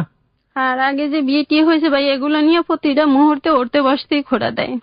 এই হচ্ছে রিয়া, একটা মেয়ে আমাদের সোসাইটিতে যার কোনো ব্যাকআপ না থাকলে, পরিবার না থাকলে তার শেষ পর্যন্ত কতটা দুর্গতি হয়। একটা ছেলে হলেও কোনো না কোনো ভাবে সে বের হয়ে যেতে পারে আমাদের এই সমাজে, কিন্তু একটা মেয়ে কতটা অসহায় হতে পারে। এটাও একটা জীবন। 25 বছরের রিয়া কোথায় যাবে, কি করবে, ভবিষ্যৎ সম্পূর্ণ রকম ভাবেই অনিশ্চিত। আমরা এখানেই একটা ছোট্ট দাড়ি কমা ফেলতে চাই আমাদের এই